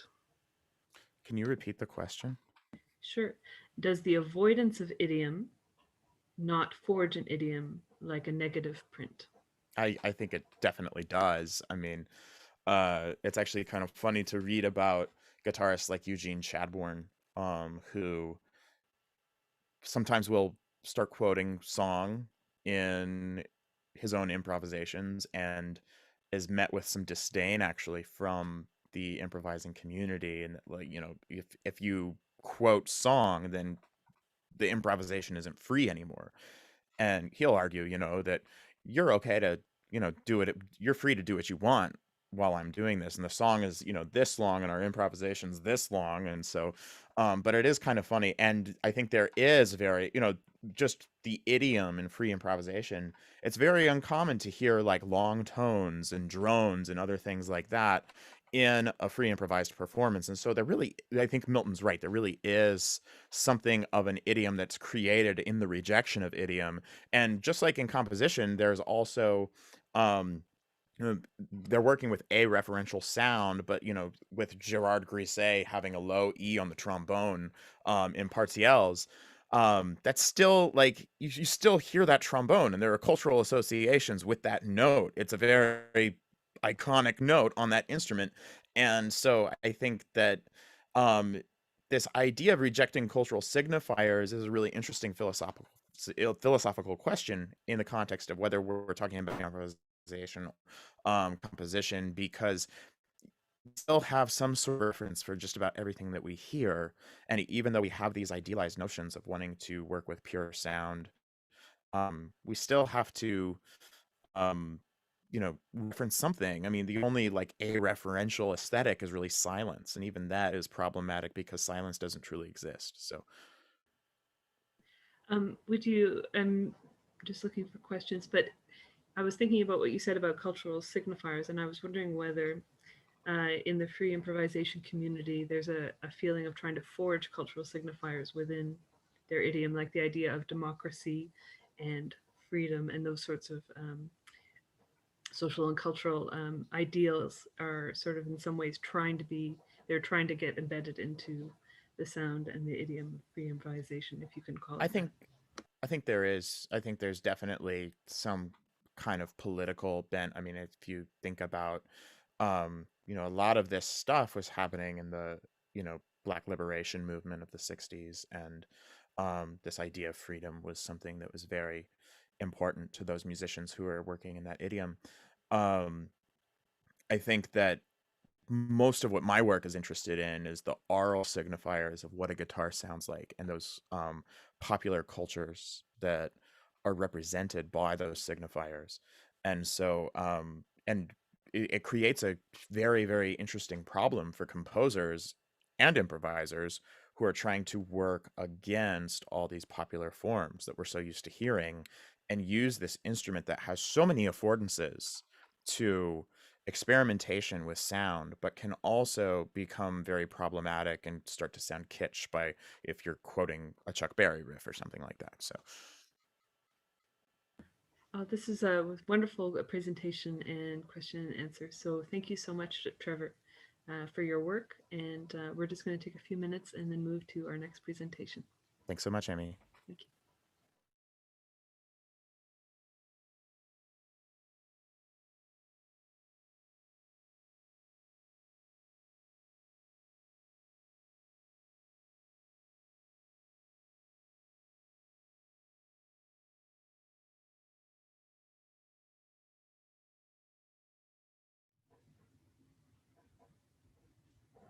Welcome back. So our next presentation is from Fabio Moriali from Italy, but working in New Zealand at the University of Auckland. Dr. Fabio Moriali is a music scholar and a musician. He is currently a lecturer of music technology at the School of Music of the University of Auckland. He teaches computer music, composition, and digital musical instrument design at an undergraduate and postgraduate level. So his lecture is titled A Guitar Pick Augmentation for Nuanced Effect Control. So it's speaking on a project which offers guitarists a way to have nuanced control over guitar effects by exploiting the existing sensory motor training of the plucking hand. So Moriali developed the MagPick, a custom designed pick with a hollowed body, which contains several loops of wire to address this challenge. By exploiting the laws of electromagnetism, when the pick is moved in the area above the pickups, an electromotive force is generated in the coil and provides detailed information on the gestures of the plucking hand, which can be used to control effects such as decay time or reverb. Enjoy. Hi everyone, my name is Fabio Monreale. I'm an Italian musician and music scholar, but I'm currently based in New Zealand at the University of Auckland. I'm at the School of Music. I'm a lecturer in music technology and computer music composition, sort of a thing, but I'm also an electric guitar player myself.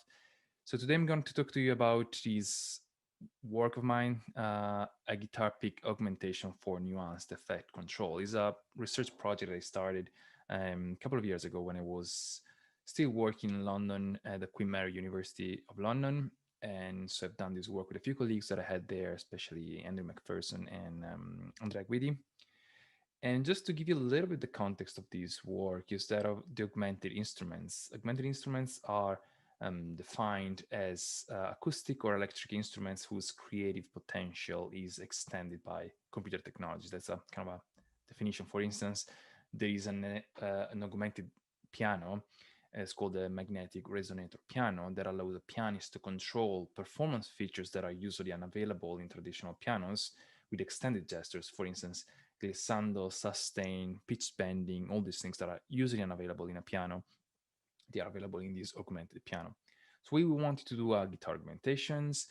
And as you can see from the screen, we wanted to augment the guitar using some gestures that typically do not have an effect on the produced sounds, especially two kind of movements, the movements of the pre and the post pluck, so before and after you actually pluck the string, as well as the movements of the pick above the strings. So I'm going to show you how we did it. I need to talk a little bit about physics for a few minutes. You're free to have a coffee in the meantime if you're not too interested, or just skip if this video is pre-recorded. I'm not sure what's going to happen. And so what happened is that we based our augmentation on a Faraday's electromagnetic induction law. It's going to be quickly, this is a schematic representation of a magnetic field. So try to pretend that we have these magnetic fields lines as we're seeing them from above coming towards us. And then let's consider the magnetic flux that passes through the surface of a coil. So if the magnetic flux is constant, then a constant magnetic flux, then nothing happens. However, when the intensity of the flux varies, then there is an electric voltage that is generated inside the coil that is proportional pretty much to the rate at which the magnetic flux changes. So it can go clockwise or counterclockwise. No, that's not bother too much at the moment about the direction. But the important thing is that we have variations in the magnetic flux also if we move the coil throughout the magnetic field space. That's because the magnetic field is not a homogeneous fabric, but is really varies. So there is a current that is created in the coil when we move this coil throughout a static magnetic field. And this was the principle of augmentation. Maybe already something you can start thinking about magnetic field. Yeah, I think I know some magnetic field in a guitar. Correct. We have some magnets for free. That's the good news in all electric guitars and basses. So I try to represent here how the magnetic field varies a little bit across the pickups. The pickups, of course, are the place where pickups are magnets. So the idea was to embed a little coil inside a pick so that the current is created when the pick moves in the pickup area. And this area is exactly the place where, guitarists normally strum, the area around the pickups. You don't really strum on the fretboard sometimes. We'll see actually that later. So with this animation, try to show you that when we move the pick along these axes, there is a variation of the, I think I have another one. Yeah, there is a variation of the magnetic flux. So it means that there is an electromagnetic induced current that is created in the pick and is proportional to the gestures of the guitarist. What we did is we created this with 3D design and printed a few picks. This is actually not the latest iteration, but this gives a good idea. And then we embedded a coil with some 4 loops of copper wire, simple copper wire around the interior perimeter, very low tech at this point. It's going to be a little bit more higher tech in a minute. And then we just kept the, we put a cap to cover the cavity. Okay, so the way in which it works, let's assume we are strumming around with this pick, with mag pick around, I'm not sure I mentioned the name, or we called it the mag pick, probably was in the previous slides, like magnetic pick, magic pick, something like that. So when we strum around the pickup areas, there is a current that is created, and that's pretty much going in that direction. Maybe it goes in the other one, not too important at the moment.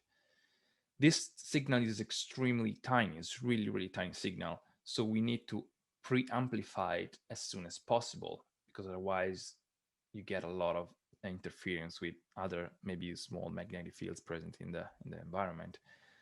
So we have to have quite close to the peak a small preamp. This is actually pretty much the same proportion, small preamp that amplifies the signal. And the amplified signal, pre-amplified signal, we have 2 different sort of preamplifiers, one called proportional, one integrator, is sent to a Bella. A Bella is an embedded, let's say, hardware specialized in audio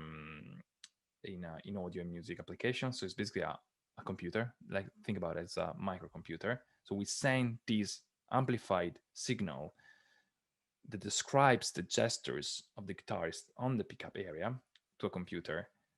Of course, we can also send the normal sound from the guitar. So we also received in the Bella the normal information, the normal sound of the guitar that comes out from the jack. We combine these 2 things together with code. We can do anything we want with these 2 signals. We have the signal of the guitar, the signal of how I am strumming, interacting with my pick. Again, you can think you have just 2 signals. You can do pretty much whatever you want. You do some magic and you spit it out to the amplifier. This is pretty much how it works. What are the features, the characteristics? First of all, the signal is created only when the guitarist plays over the pickup area. As I said before, if you play away from a magnet, there is no current that is created in the pick. There is no current that is created in the pick. All this lower signal flow is non-existent.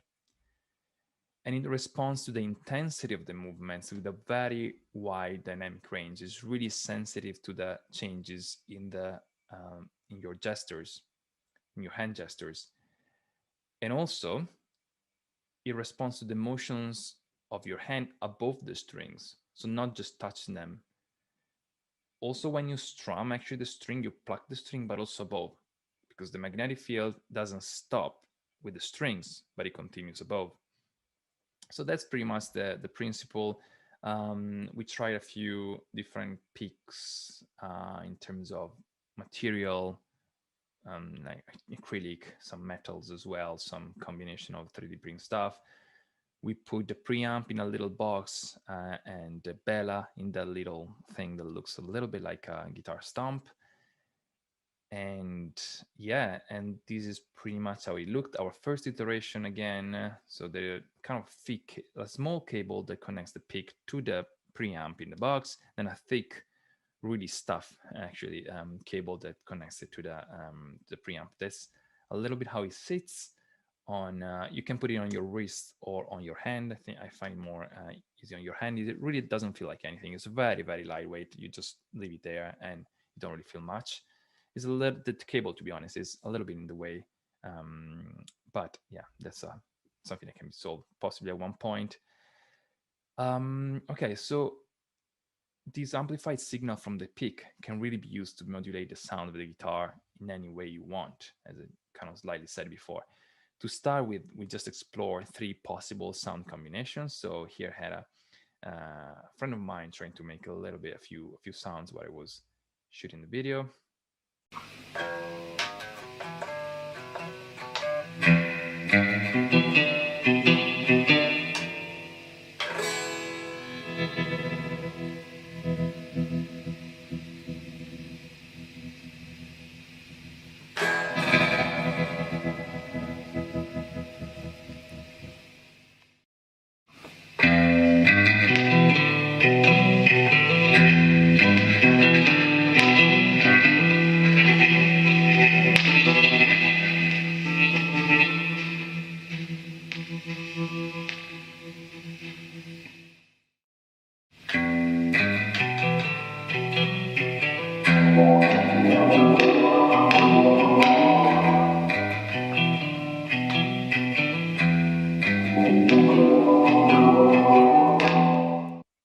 Okay, so hopefully that gave you a little bit of an idea of how these first 3 sound design works.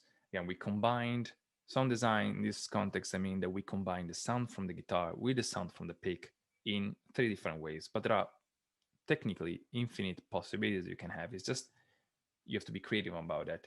I also, what we did again 1 year ago or so was to do a short study with a few guitarists, and we asked them to try out these picks. We had some research questions that not too relevant for this presentation, but basically we gave them a pick. They took it home with them, and then after a couple of days we asked them to just make a composition with it. They each had a different version of the pick, well, the same physical version but different sound design. So I'm going to show you a few videos of what these guys came out with. After 1 day they had the pick only.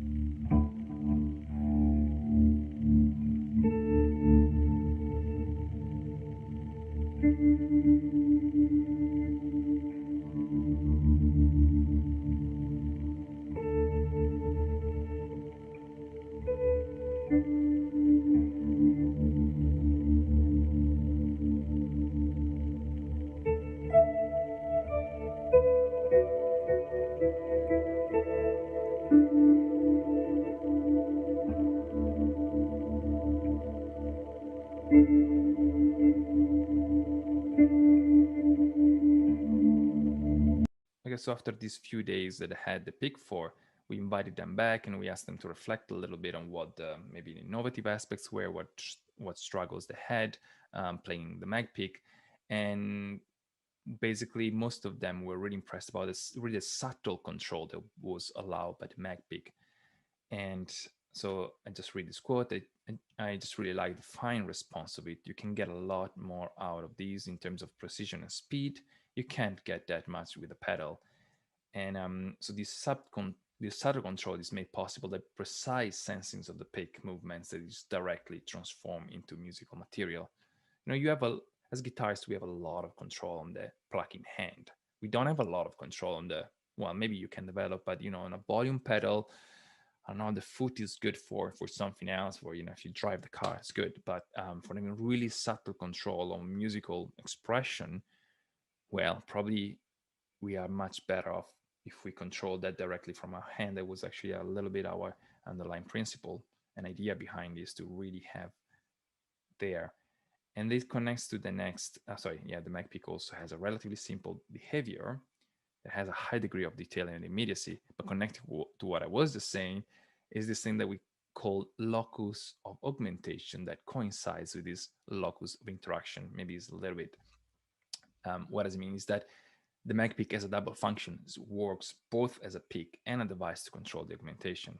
This quote, this person said, I can control something at the same time as playing when it comes on and off, and that's kind of the advantage that they identified. And so there is no, it's not that there is not really a dedicated hardware to be again controlled with the foot or knobs. You don't have to turn knobs to trigger the effects, or you don't have to do kind of weird actions like moving the guitar or flipping or just using some sort of a chaos pad. Everything is already directly there.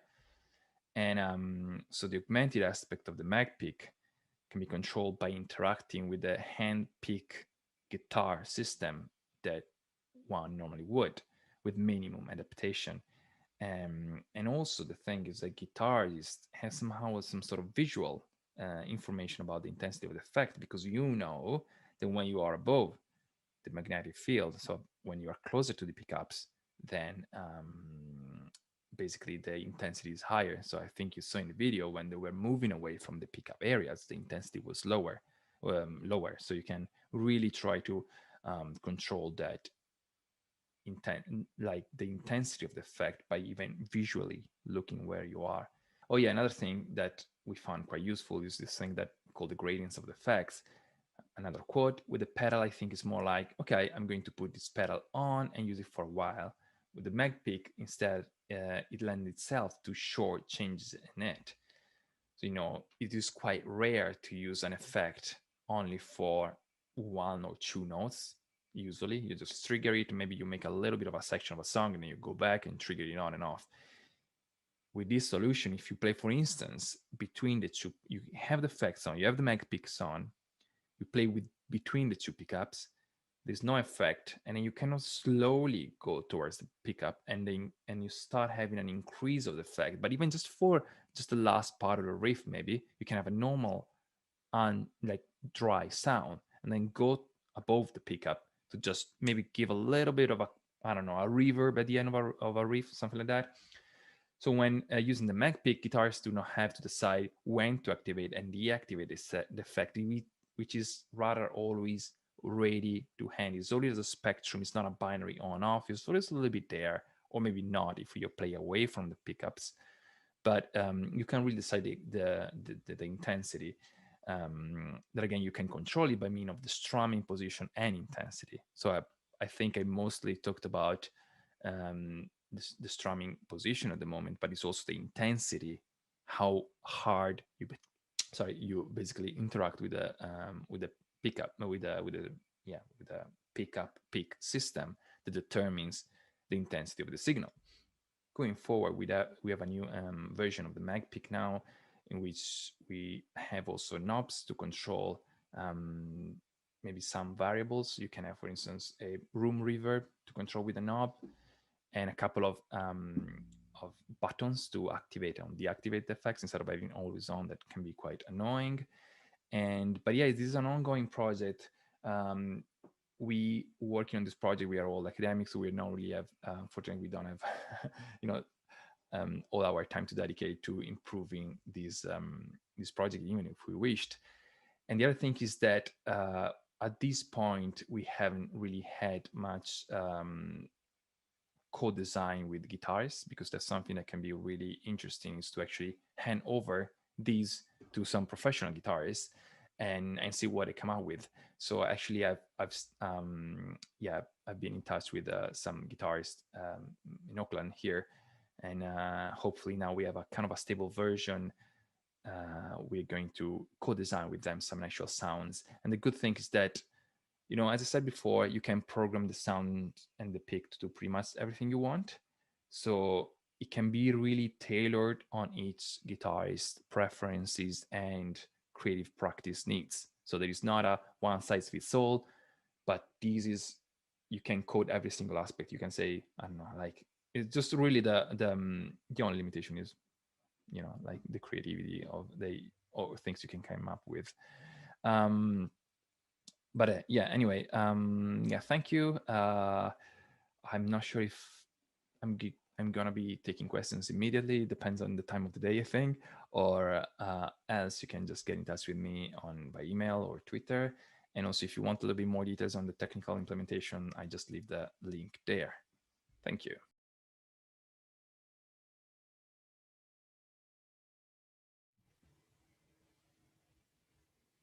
Welcome back. Here we have Dr. Fabio Moriale, and we have a couple of questions online already. A wonderful question from Greg Stott. When will the surgical implant version be available for fingerstyle players? That's not too far away.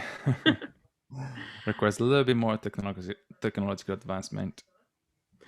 And then we also have an online question from Rich. Can you turn the PIC's functionality on and off with the pedal? I was wondering if you could elaborate on that. Yeah, so that's a very good point. In the initial phases, not, because again, it was a very early prototype, the one I showed videos of, and but it was something that all our guitarists asked us to try to fix. And now we, in the new iteration of the pedal, we do have the possibility to turn on and off. So we have I don't have anything to show you. Sorry, we're just moving houses, so I don't have anything handy here. But so there are two basically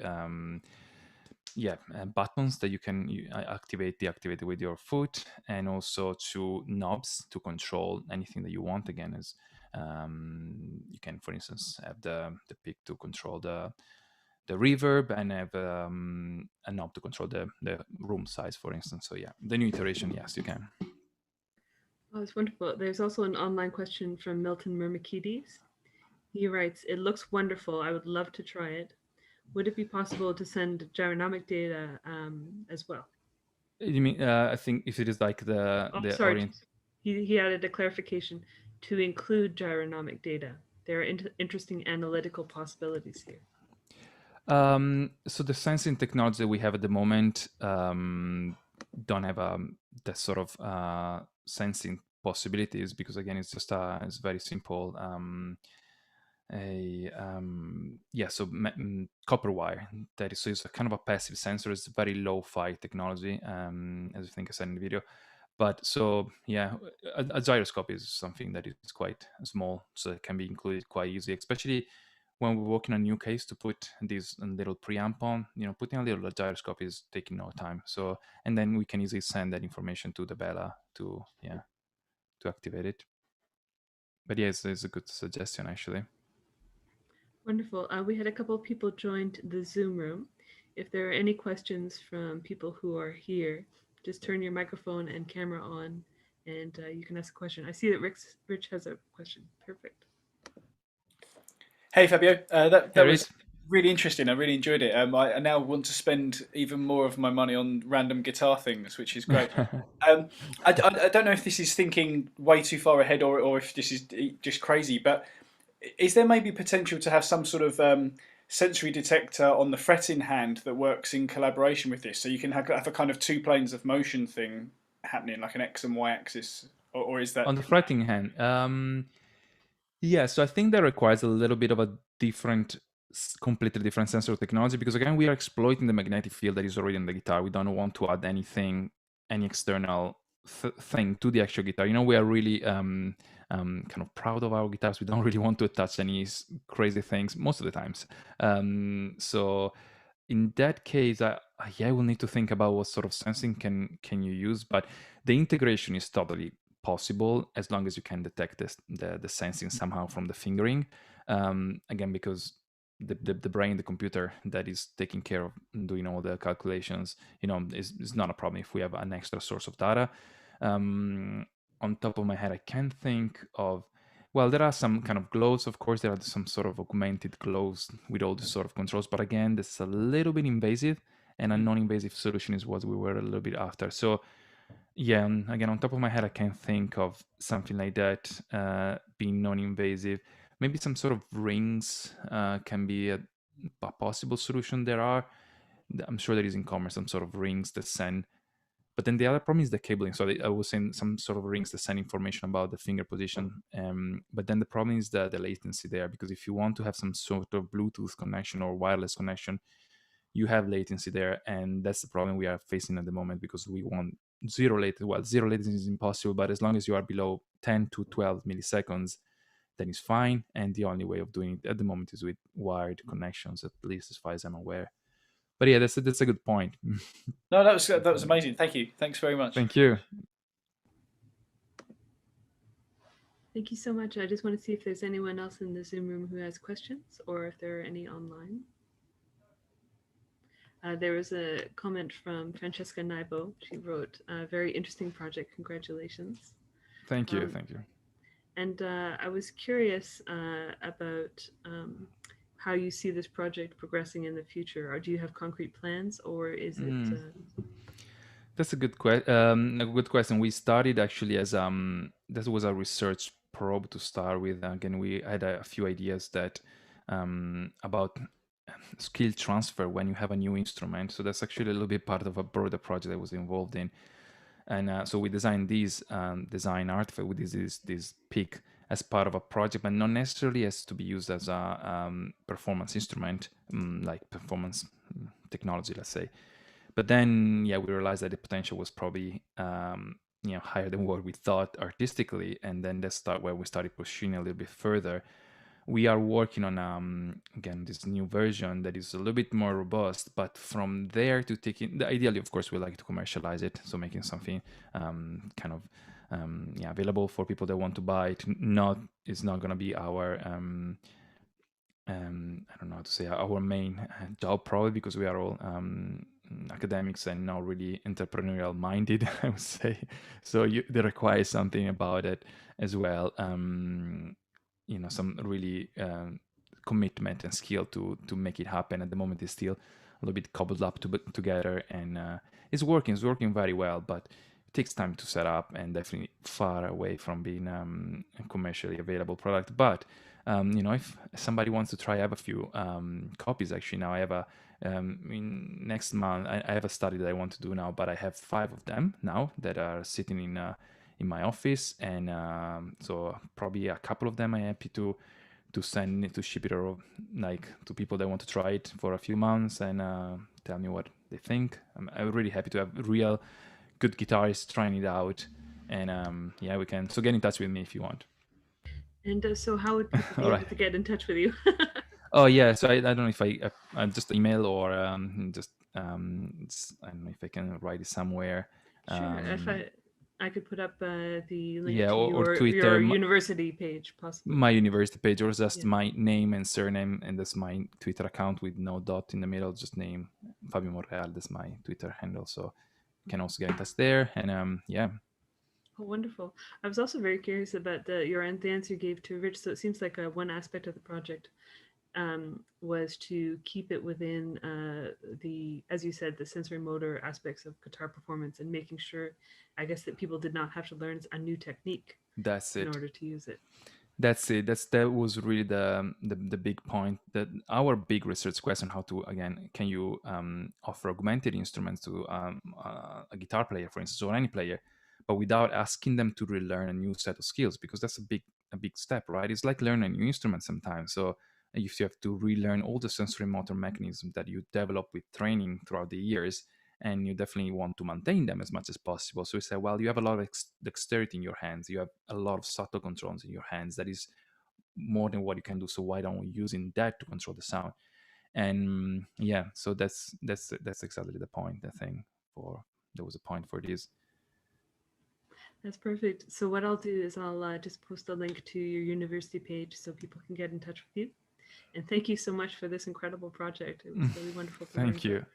Thanks a lot. So we're going to take a few minutes and then we're going to move to our next presentation.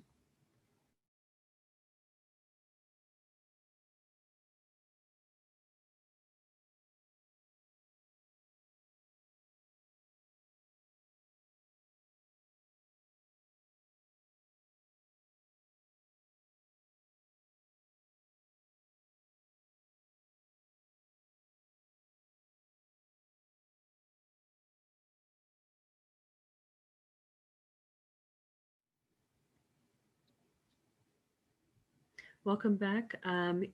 Today, our last presentation for this set of lectures is from Gregory Stott. Gregory teaches guitar and theory at the Australian National University and performs regularly, including curating the jazz series at the National Press Club in Canberra. His lecture is titled A Rhythmic Praxis for Guitar, which captures elements of his ongoing creative practice research into the abstraction of drum set vocabulary and methodologies for the development of a guitar-based improvisational vocabulary. Welcome, Greg. And please enjoy his presentation.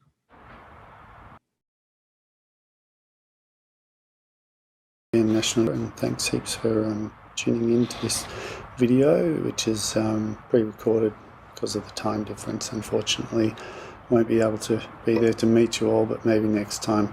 Nevertheless, a big thank you to all the conference organisers and committee people. It's a real treat to be able to be involved in any way at all possible.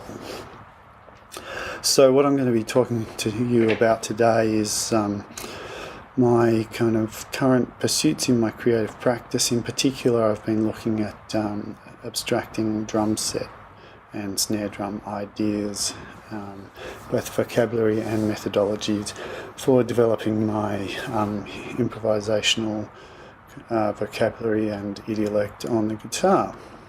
Let's move along.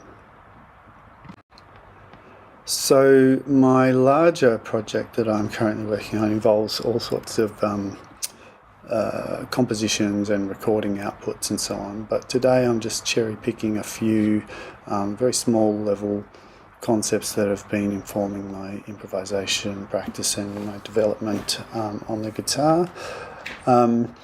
Particularly looking at, as I said, looking at drum set materials for some new motivic vocabulary and some picking archetypes and some new strategies for rhythmic manipulation, and dealing with the challenges of adapting all those to the guitar. Very much, there's lots and lots of different ways to talk about improvisation, everything from kind of psychological and computational models, you know, through to my much more practical creative practice, autoethnographic kind of approach. Particularly, just mention Anderson and his idea of analytic autoethnography, where we're bringing a bit more kind of procedural rigor to the process, and what I'm trying to do here is you know, codify some of this stuff into methodologies which have some use to me beyond the end of this particular research project. So what I'm going to play for you now is a couple of short videos. The first one is something that I worked on fairly early in this process, and this is a little bit more complex than a lot of the things I'm going to show today.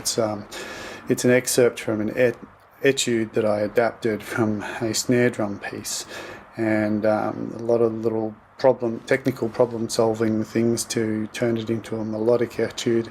And I'm going to talk in a later slide about some of my thinking behind how I adapted snare drum stickings to guitar techniques and so on. That's a composed piece, and then the second one I'll just show you a little excerpt of how some of these ideas have started to creep into my improvisational vocabulary, just with a little phone footage from a recording session that I did, which may or may not make the final cut in my outputs here. So here's the excerpts. 1, 2, 3, 4, 5.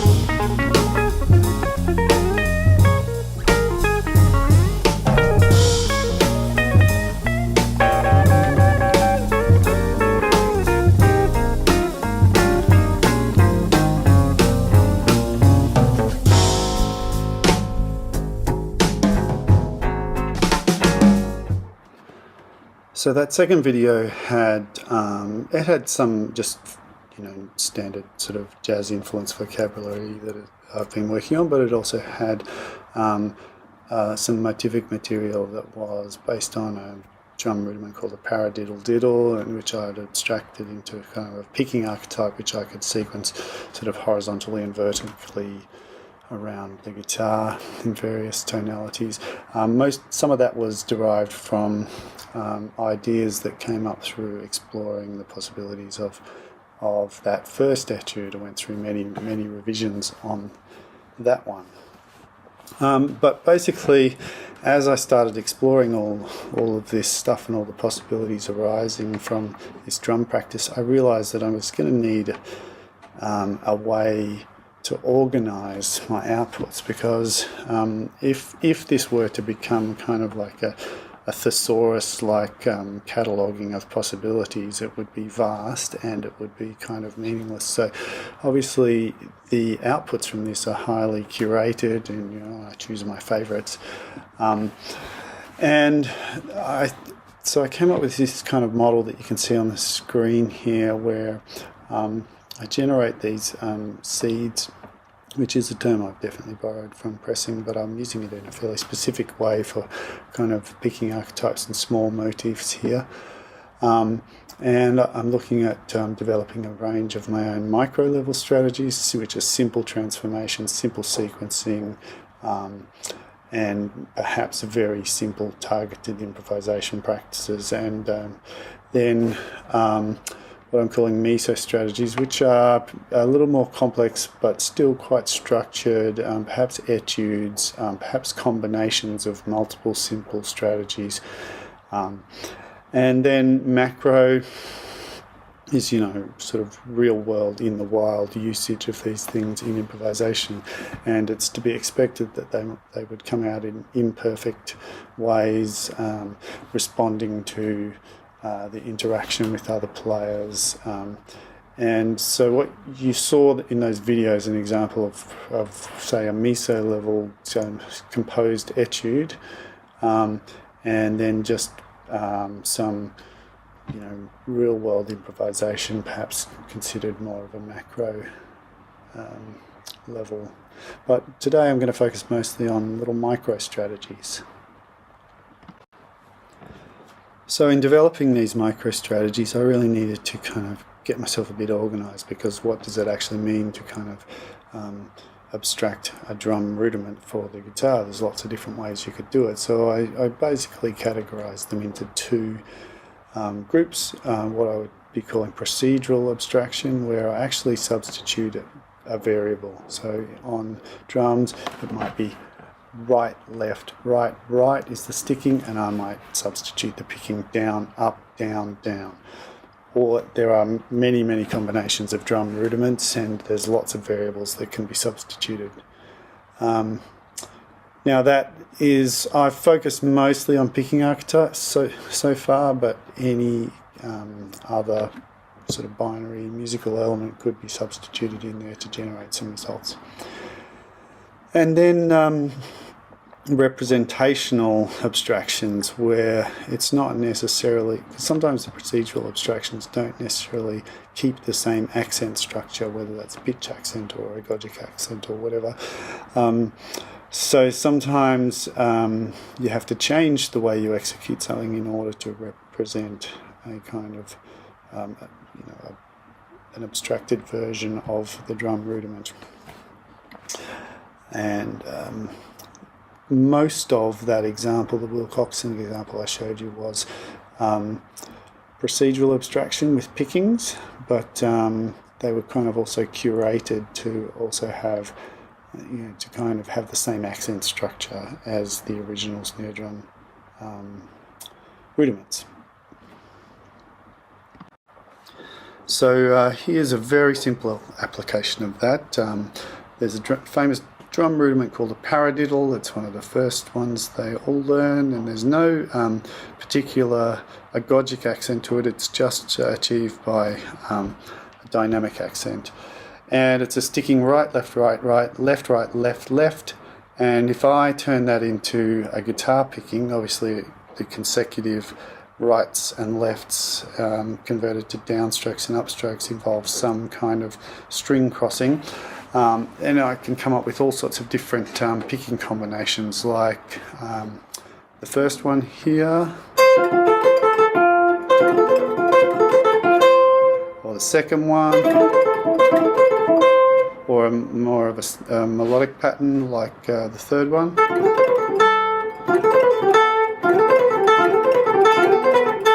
Now, obviously, because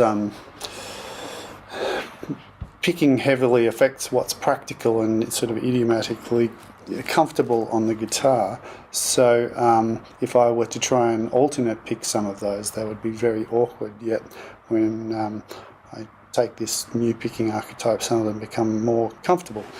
So here's, say, and that idea sort of sequenced horizontally with a pentatonic scale. Oh, sorry. Or perhaps across the guitar fingerboard.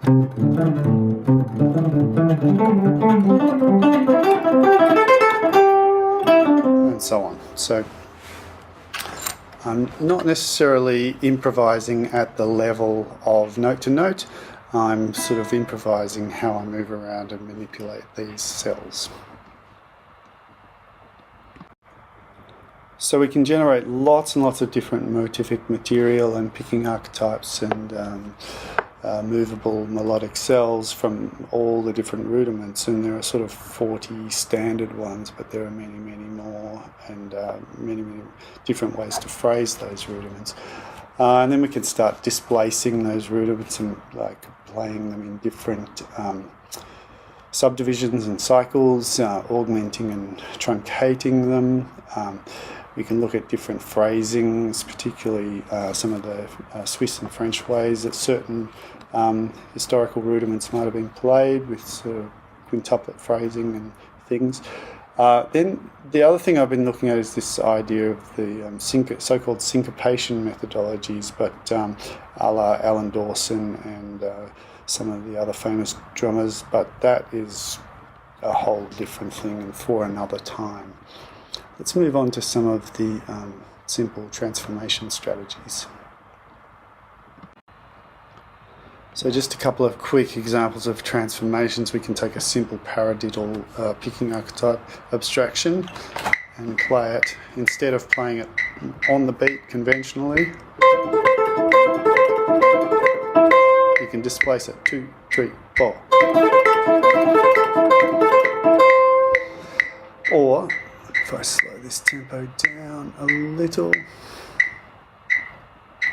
we can put it in a different subdivision cycle. 1, 2, da, da, da, da. 2, 3, 4. Or move it around. 3, 4.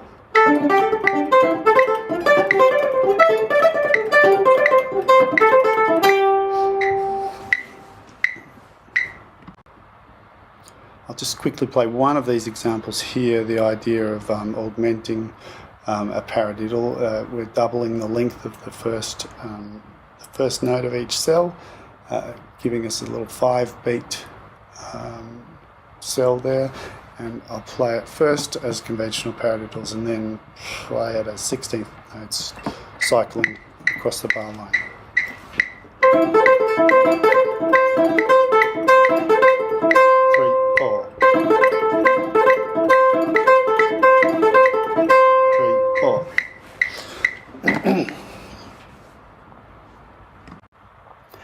Here's one final little example of a manipulated paradiddle, using fragments of it and some rests to articulate a common kind of swung jazz syncopated rhythm up the top. Now the rhythm itself is 4, 1, 2, 3, 4.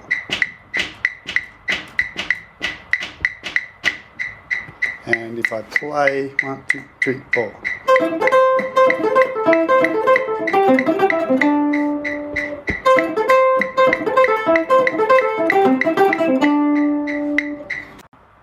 So just to hint at some of the possibilities here, we might take a different rudiment, this time the double drag tap, and we'll look at some of the alternate ways in which it can be phrased. The double drag tap rudiment is a more complex rudiment than a paradiddle. The paradiddle is simply sort of even, consistent subdivisions with a dynamic accent, even though it does have alternating stickings that change between singles and doubles. This one actually has its own inherent rhythm, and the idea is that these can be, the spaces between all the internal subdivisions can be changed, expanded and contracted, flattened out and compressed and so on. At the top is the more typical American phrasing, a very strict 6/8 phrasing. And then on the beginning of the second line there is a phrasing which I understand is more kind of Swiss, where they're sort of evened out into an interesting kind of swing that's similar to a quintuplet. And then drummers like Klaus Hessler, and he got this from famous educator and drummer Jim Chapin, mess with rudiments a lot and expand and contract them. And the final one is everything evened out, seven notes, all even subdivisions, creating a little 7-note grouping there. Let's see if I can play you those three. 1, 2, 1, 2, 3, 1.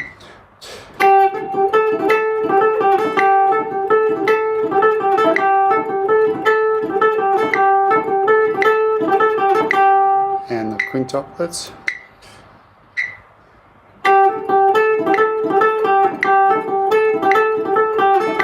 Or sevens.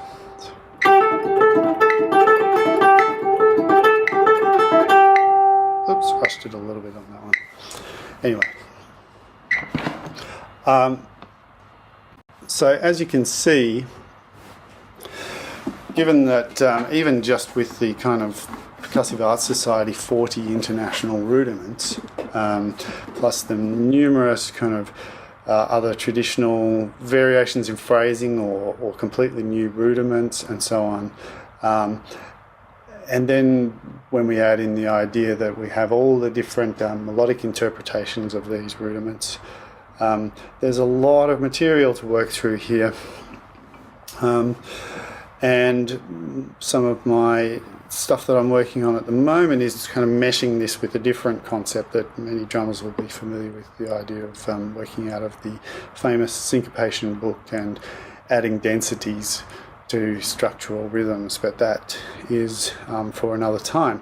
But I'm finding that this has been fantastic in generating some new methodologies for me for small scale kind of motivic vocabulary for improvising, and it's also been a good opportunity to put some of this into my compositions, but again, that is maybe for another time. So I'd like to thank you all very much for listening, tuning in, and thank the organisers again, and hopefully I will see you all sometime face to face. Thanks again, and feel free to get in touch. Love to hear from you. There's a few references there. I'm very happy for anyone to contact me if as I improvised my chat here, if I mentioned any others that aren't there. Thank you all. Bye.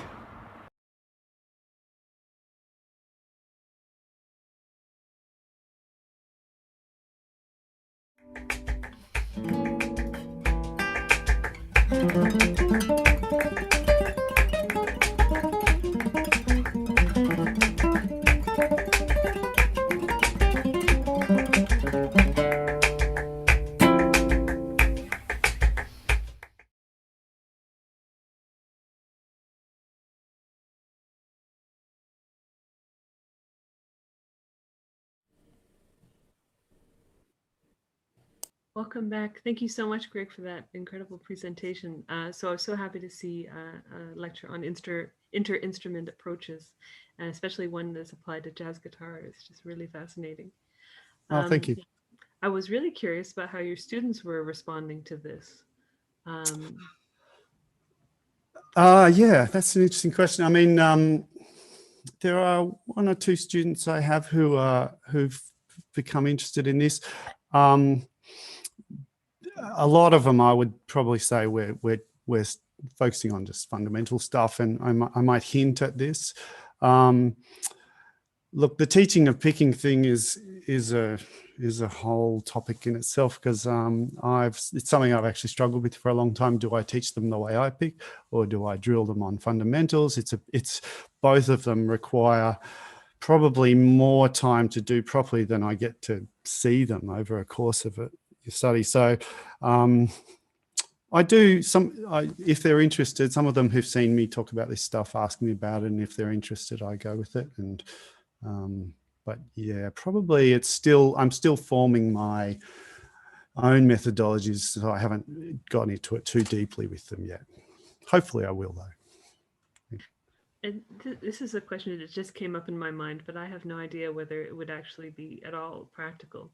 But in terms of inter-instrument approaches, of course, guitar also borrows from piano in certain ways. Do you see this sort of broad borrowing from other instruments as applicable to another pair of instruments, to the guitar? Yes, well, now that I've, I mean, initially, obviously, probably growing up not being allowed to I was allowed to play the drums. It wasn't practical in our house, though. So my initial inspiration was just because I've always been fascinated by drums and sort of rhythmic based music.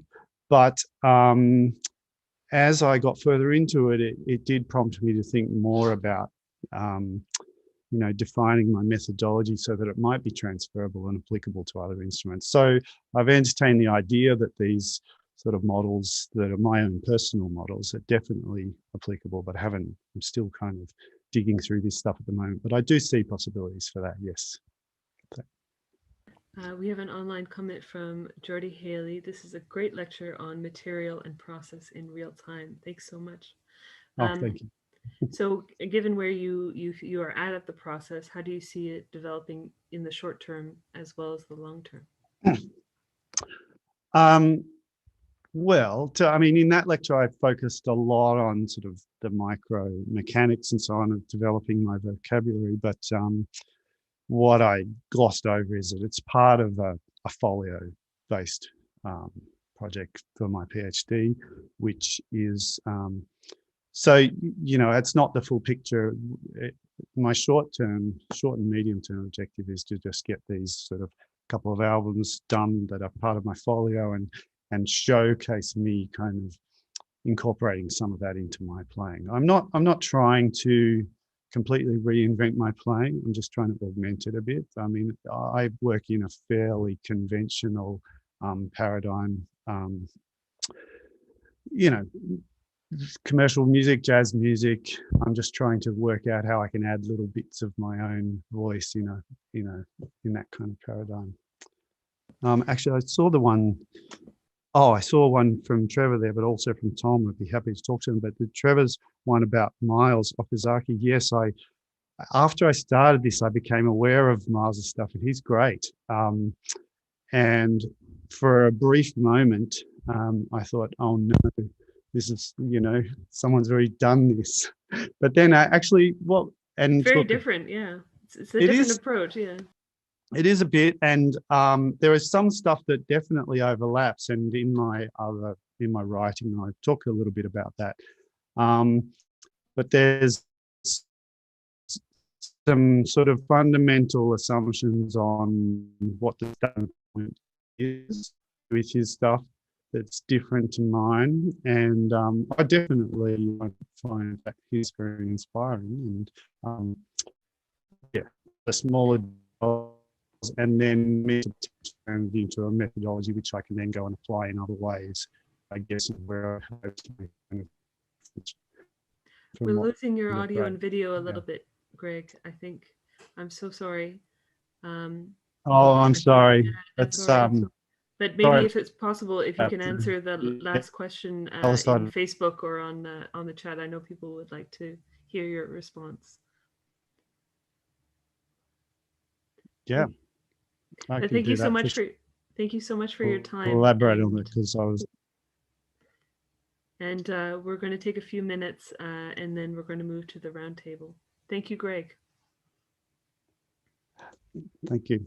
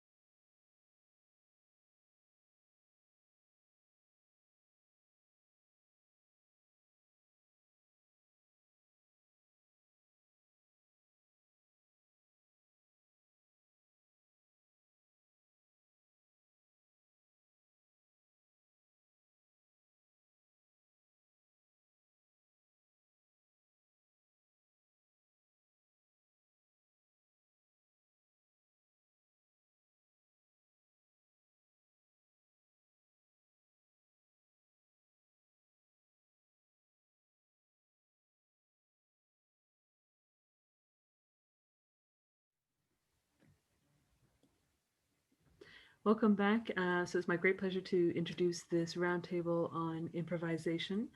The chair for the roundtable is Jonathan D'Souza. He's an associate professor in the Don Wright Faculty of Music and an associate member of the Brain and Mind Institute at the University of Western Ontario.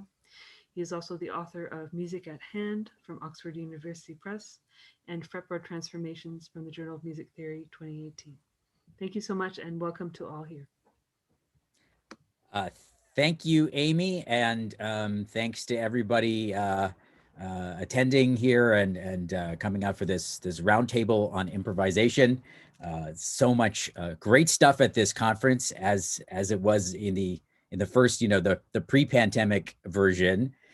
So I'm gonna first of all just ask all of our panelists one by one to introduce themselves, tell us a little bit about where they're coming from musically and as improvisers, and then we'll see where the conversation takes us.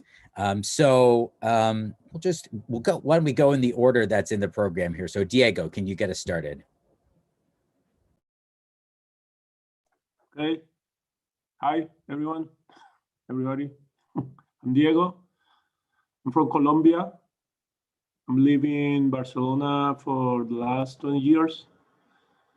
And I'm kind of composer, a nerd of music, a nerd of guitar, a nerd of metal, extreme metal, contemporary music from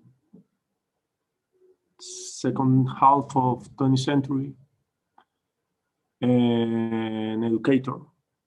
And I love free improv. Awesome, thanks, Diego. Francesca, can you go next? Sure, hello everybody. My name is Francesca and I come from Italy. I am based in Milano and I'm a classical trained guitar player. I studied classical guitar, but over the last years, I've been dedicating my work and my research on free improvisation. So like Diego, I'm a big fan of the free improv. And of course, I improvise with an electric guitar with preparations and effects. And last year, in 2020, I released my first solo album, which is about my improvising research.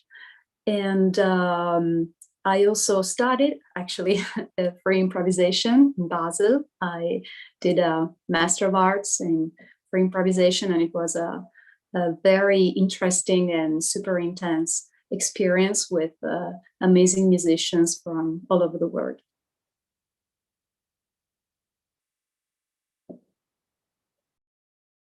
Awesome, thank you, Francesca. Next up, Patrick.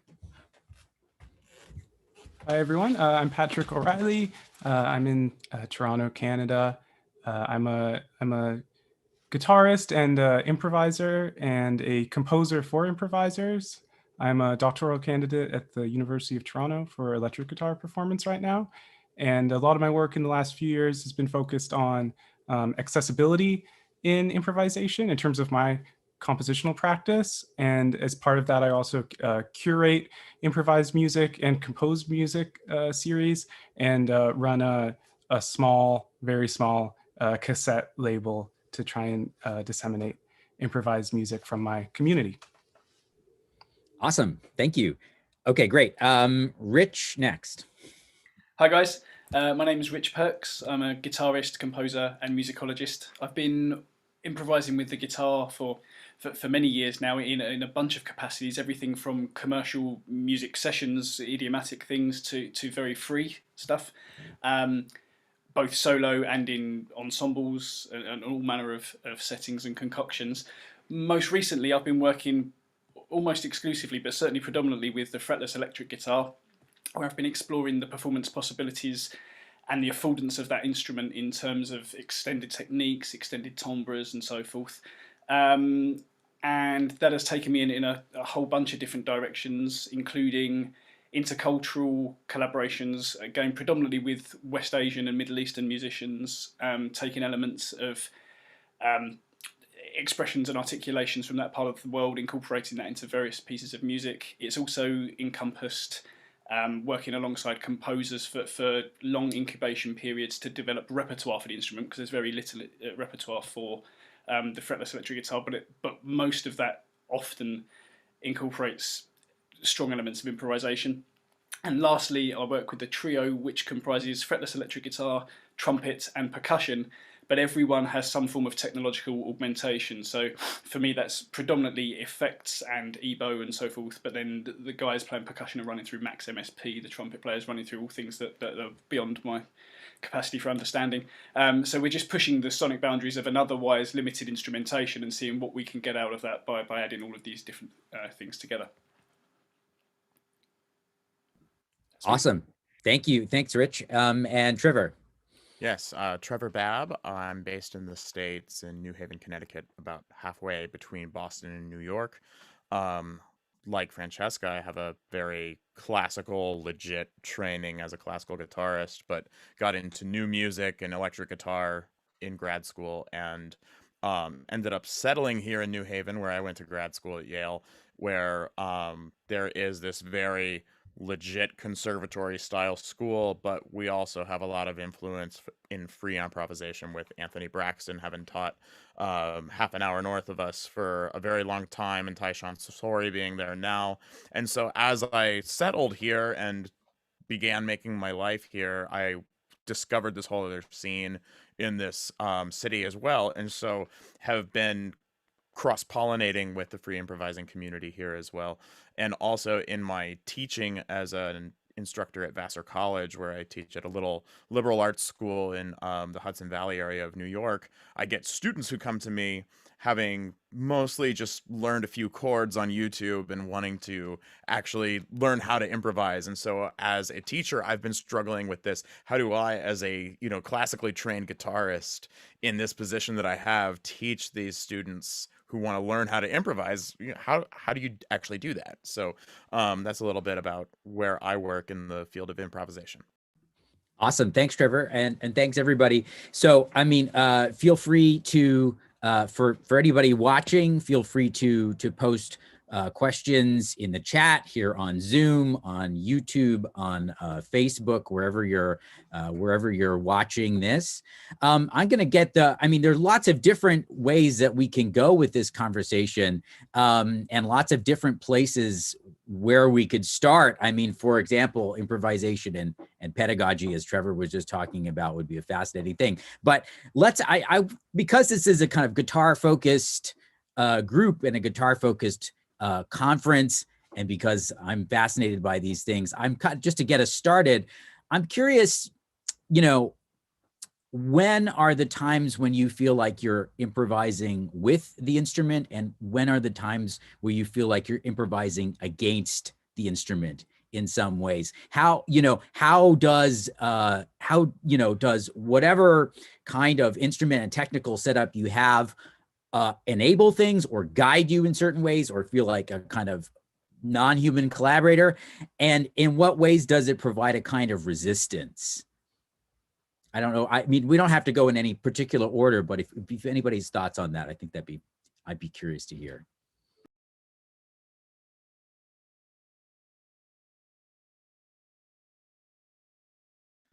I think that this idea of like improvising with or against the instrument is something that it kind of depends on what we're trying to do, because the guitar, because we have all these patterns that are easily transposable and everything, there's so much that we can do that the instrument really affords us to do easily. But at the same time, all these patterns that we have available to us have a way of sounding trite if we're not careful with how we use them. And so I think that there's this push and pull between playing into the guitar's sensibilities and the way that the fretboard is laid out in a way that really affords facility and feasibility for a lot of different things. It is very much an improviser's instrument because of the way it's laid out.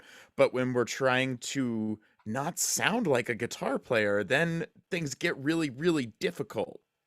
And so there's this push and pull between what the instrument gives to us and what we're trying to do that the instrument doesn't do well. Yeah, definitely. Could I, if I was to Yeah, come in go for there it. where Trevor left off when he was talking about the patterns and the potential inherent restrictions or so forth that provides. Something I found really interesting working with a fretless for a long time now is that, I mean, initially part of the MO was to break those patterns and habits, and it was to kind of give me something that had a similar haptic response to a guitar where the touch feels similar, and I have this sort of map in my mind with all of the patterns that I've learned, but actually the execution and the touch is completely different, so I can't completely rely on habit. I have to put my fingers in a different place on the fingerboard if I want to sound in tune or not, as it were. So what I've found with that is that, and I think affordance is the perfect word for it, because you've got this cyclical relationship between the affordance that the physical object provides, and all these notions that we have our own capabilities and effectivities that develop alongside that and in conjunction with that, and the idea that something could be an accident, or it could be a technique that develops from nowhere that you then build and build and build. And what I've found is there's a kind of reflexive feedback loop between my fretted guitar playing now. So there are things coming out of my fretted playing that are definitely emergent from fretless guitar, either intentional things or accidental things that have come out of that whole practice, that now have opened doors in my articulation or at least my instinctive sense of articulation on a fretted guitar. So yeah, it's interesting, this notion of kind of push and pull against the instrument, something that would have been a sense of friction had I switched between the two, actually became quite liberating in certain ways. Yeah, that's really interesting, because it's like the fretless guitar remains a kind of collaborator or an influence now, even when you're playing a fretted guitar again. Yeah, and it's because it's changed my ears as well, right? So I hear things in my head that and then I have to figure out how I can play them if I'm playing a fretted guitar, whereas on a fretless it might be afforded more easily because of the lack of frets. So yeah, that thing, it's definitely messed up my guitar playing. Sure. I'm curious, I mean, for anybody in the group, but whether you get the same, something a little bit like that, switching between an electric guitar and, some kind of acoustic, whether it's nylon string or seal string, or even just playing with different kinds of effects. I wonder if maybe I can speak a little bit. Go for it. So I think, as I'm sure is going to be the case, I'm very much going to echo what you all are saying. But I think in this question, it's really interesting to think about the initial question of when does it feel like I'm fighting the guitar? And I feel like sometimes when I'm thinking about whether it's a successful improvisation, there can be a contradiction here where sometimes when it physically feels the easiest to play the instrument, where physically it doesn't feel like I'm fighting it at all. In terms of how I'm evaluating that as a successful improvisation, those can actually be the least successful times. And as Rich was kind of saying with this idea of interference, oftentimes that interference can, creating constraints or can actually facilitate of what to me is a more successful improvisation. And I thought that we kind of saw some great examples of this in Professor Mermakadi's work, where he was showing us about, I think he used the term decoupling the guitar, using the MIDI guitar to remap the pitches. And I thought that was an excellent example of this, and that resonated with me in the way I use technology and equipment in my work to try and create that interference in order to facilitate successful improvisation. Yeah, this question of this is another thing I had hoped that we would get to at some point. What makes an improvisation successful or not, satisfying or not? That's, I think, a really interesting, more general question, for any improviser, kind of in whatever genre. But just to stick with the instruments for one more minute, because I mean, So, Francesca, in your bio, I love this way you put, because it says different conjugations of the guitar, from the classic, the electric, the fretless, and the pedal steel. So because you work with a lot of different kinds of guitars, I'd be curious to hear your thoughts about moving back and forth. And Diego as well, in your set earlier today, I was struck, for example, by your, I don't know what kind of, you had a band in one of them. You had some kind of band or something around the neck that you were kind of moving up and down, which I don't think I've seen that before. And I thought it was really cool. So again, you're kind of, as many guitarists do in many of the talks we've heard, you're kind of changing the instrument up a little bit, and not necessarily making it easier, right? But making the whole setup more complicated. And maybe, I don't know if that's adding in resistance for you, or if you think about that a different way. So I'd be curious to hear from both of you about these things. Yes, my idea about the term I used in my bio, the conjugation of the guitar, is really because the instrument is an instrument. So the idea of our instrument, a string you can pluck, that's what I love, and that's what I think all have interest in. So the vibration that we produce, plucking the string and using that in many different ways. So I think for me personally, it really depends on the type of music I want to play and to improvise with my instrument. And so I decide to change the instrument I want to play, and but I don't really feel that as something that is limiting myself. I see that as a possibility that we have. That's great, actually, if you think about it. So we can have fretless instruments, we can have instruments with a different number of strings, and so on. So I think it's really great to have such a great amount of possibilities that we can really conjugate for our intentions, goals, and artistic ideas. Yeah, it does seem to be something really special about the guitar, right? I mean, the violin, it's just like, there are variations, but the variation is not as wide, or many other instruments. It's just, there's not as many types to play with or to explore. Yeah, Diego, could you tell us a little bit more about that technique, or anything else about your setup that would be interesting? I think everything is about the expression itself, the expression of yourself and yourself with the instrument, and all that. Tools just go for that expression, and that extended techniques are related with that need of expression. And that, for example, that rupture of the tonality or rupture of that expressions of the common view of the instrument are used for your needed, because you need that. I mean, you need that. It's so like, it's not it's mental, because it's mental, and you need to prepare the guitar and develop that techniques for that expression. It's so visceral at the same time, I think. Yeah, so absolutely. Yeah. So maybe let's come back to this question of what makes an improvisation successful or not. And I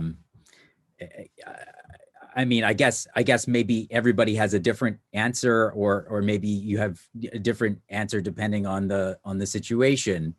But I've been recently thinking about this in terms of kind of how things hang together, right? And particularly in more kind of free idioms, right? You're maybe doing very disparate things, and you want it to hang together kind of not too much, but all, like, you know, you don't want it to be all just monotonous and the same, but you also do want it to create some kind of whole. So I don't know if that is something you consider, or whether you would have a different metric, or kind of how you would, you know, how you would think about how an improvised performance kind of fits together, maybe how it creates a mood or expression, as Diego was saying.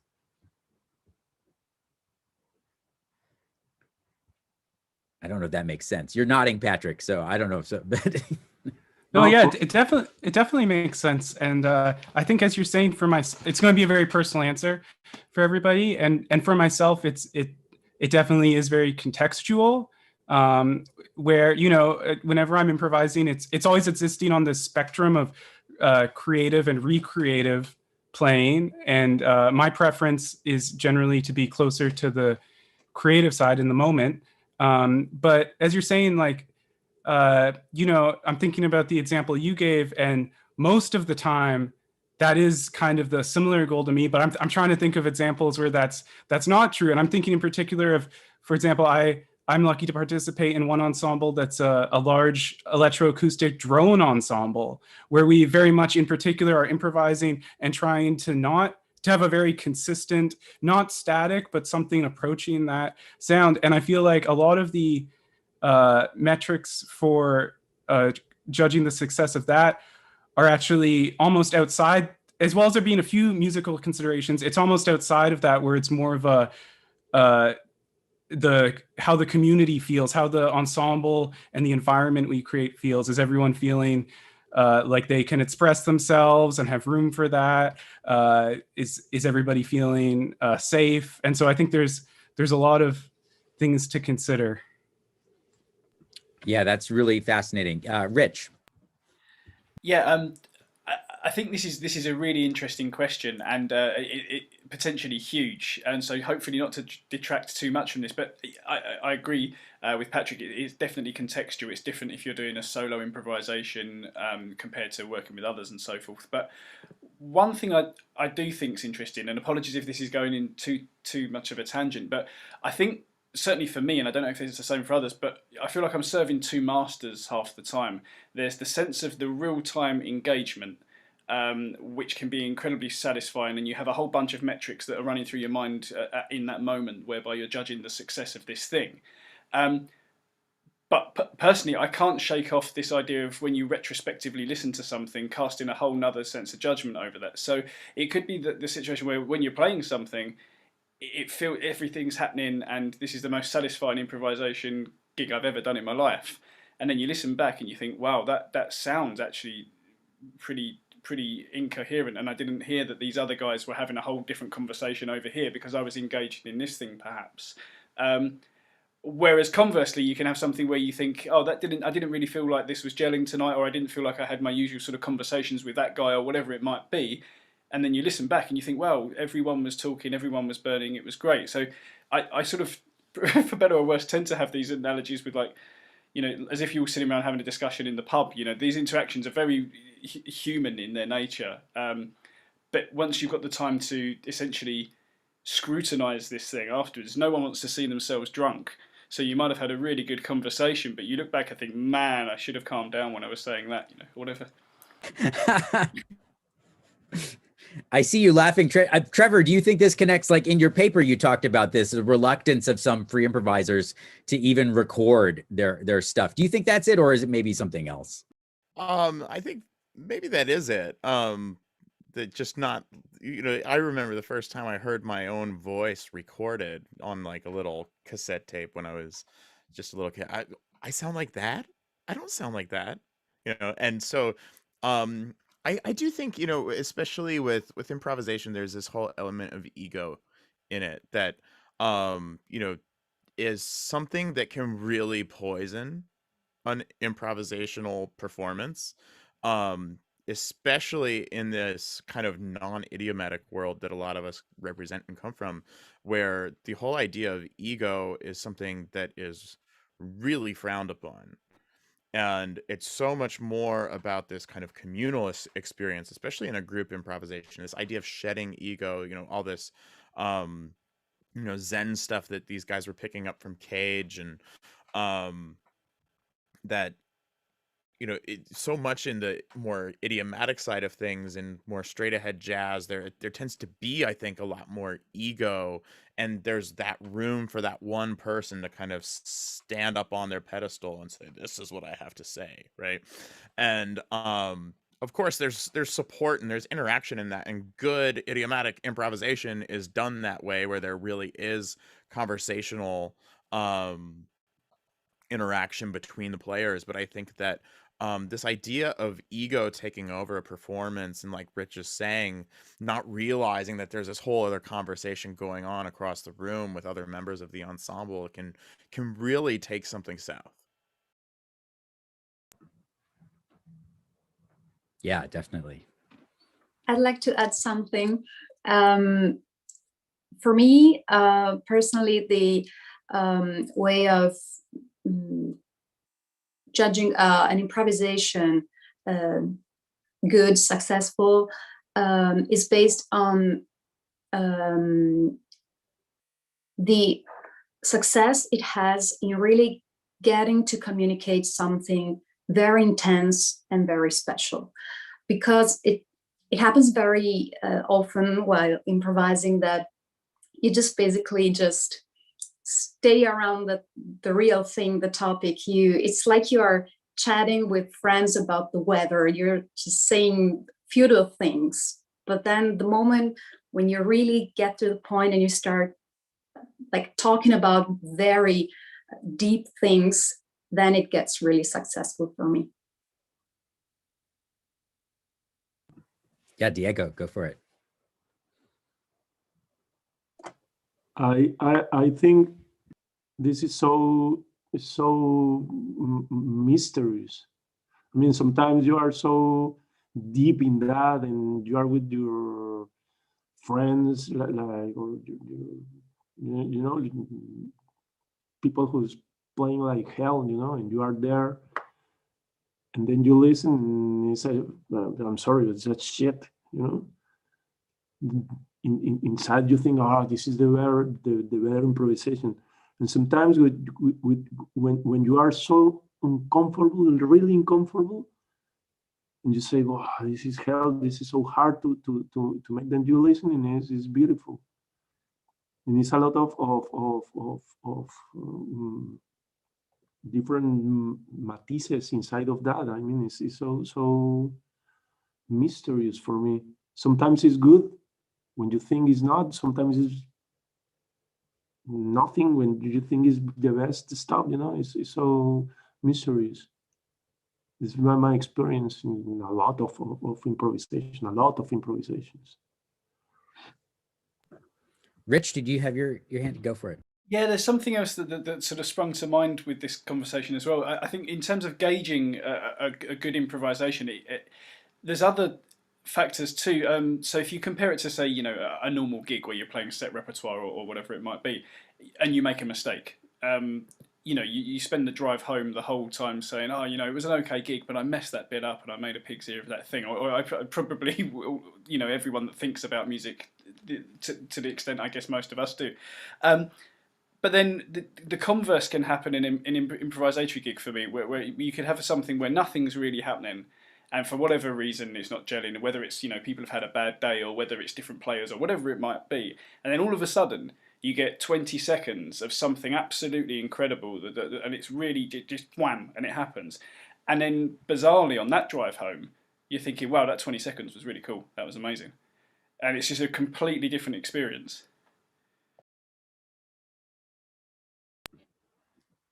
Yeah, absolutely.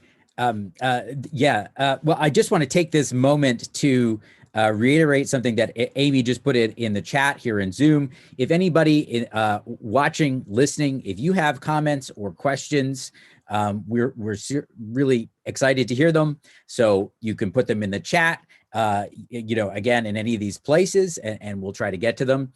If you're here in the Zoom call, you can also turn on your video or unmute, and we could do that as well. Oh, great. Yeah. So Mark Enslin says, I look forward to experiencing improvisations that are surprising in some way. So he's curious about stories of improvisation where you were surprised. Great. Thank you for that, Mark.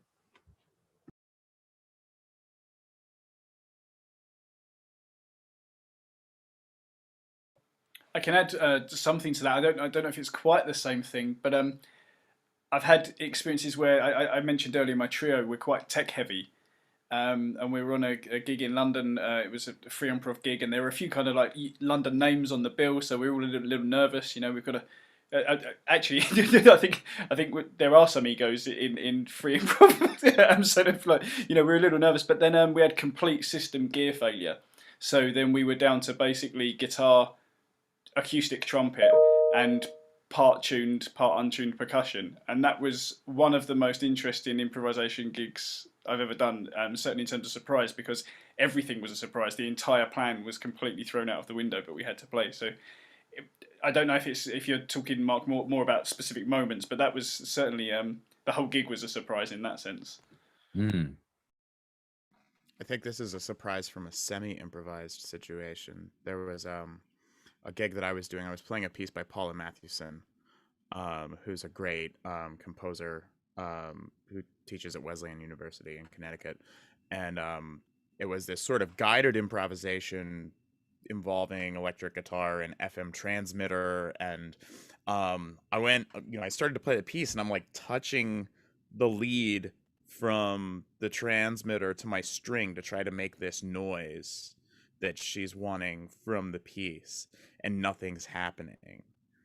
And the best thing about this is that, like, this is a concert in a brewery where everybody's drinking, and I'm like trying to figure out what's going on, and going off of Rich's total gear failure, Paula actually like comes up to me, like hunched over. I'm like on the floor playing, and she's like, "The lead is dead. You need to replace it." And I'm like, I don't know. And I just started like adapting because I didn't have any backup. And so, yeah, it's just, you know, I think equipment failure really is one of those situations that can be really surprising, and some like really great. The piece worked eventually, not quite in the way that it was planned to, but it did. And so I think that this idea of just like, you know, technical surprises and adapting in the moment are sometimes pleasant surprises and sometimes just terrible.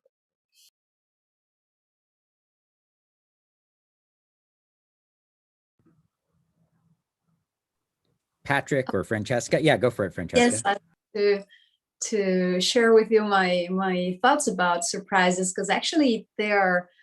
I tend to think of them as good things, positive things, because anyway, it's a way of keeping music alive. So that's something that I always really enjoy when I listen to improvisers or to whatever kind of music I'm listening to. I want to be surprised, because then it means that it really affects something, and it really resonates with me somehow. And personally, while improvising, when I'm improvising in a group situation, I sometimes find myself a little bit planning things, or like very involved in doing something on my instrument. And when I am suddenly interrupted by something else happening, that's really something important that happens. So that's always a very specific moment when either you react to being irritated or you are just surprised. So that's something very special, I think. And there's another nice way of getting surprised when you have the chance to play and perform live on stage with people you have never met before, and maybe that you have even never heard or listened something in recordings or videos. That's always so great, because then it's really a surprise. You are getting to know each other, so, and mixing your language and your experiences, your music. So I always have super good memories of playing with new people. Yeah, definitely. Great. Patrick or Diego, did you want to address this question of surprise as well? I'd love to jump in. Yeah. I think, a big part of what I love about improvisation is the surprises, obviously from the musicians I'm playing with, but if I can surprise myself, that's really one of my favorite things. And just, echoing what people are saying, a lot of the times in practice, those surprises are actually caused by things going wrong, mistakes, gear failures. And it seems like there's this relationship between that, at least for myself, that moment of dread and despair and fear. And then if somebody saves it, then it's so joyous that it really gives a different feeling to it. But I think this is also related to what we were talking about earlier in terms of listening back to recordings and experiencing them differently, where, when we're in the moment playing, it's a very subjective experience. And then when we listen back, we can get maybe a little bit more objective. But oddly, there's this relationship that exists where if we do that practice of listening back, I believe it does affect our ability to be more objective in the moment, whether that's a good thing or a bad thing for an improvising musician. I tend to think it's a good thing, but perhaps others would disagree. I'm agree. For it. Good, yeah. And the experience are like always for positive to negative, because you're playing and sometimes happen that you're just playing and you're surprised because you are make something that you never think about it, and discover something that never seen. And sometimes it's like the worst. Like you are informed, you are warm up, and you are with a lot of ideas, and you go to the concert or with your friends or whatever, and it's crash, Right. So it's yeah. So this actually is this where we're heading here actually lines up very nicely with a comment from Tom here in the chat in the Zoom here. So he's asking about the different levels of awareness in improvisation. So he writes, we all know about the analogies about flow and the research that points towards as expertise develops awareness of the details or process disappear. And so he's wondering if the panel could talk about their experiences of how their awareness or their cognition or their experience kind of changes in different improvisatory environments.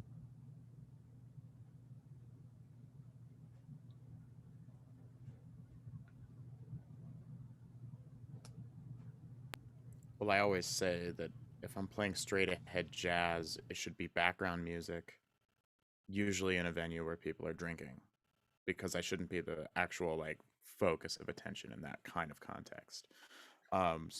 When I am playing in those sorts of environments, which I do occasionally, I'm incredibly self-conscious about what I'm doing, and am very way too analytical with what I'm trying to play to sound like I know what I'm doing, because I really don't.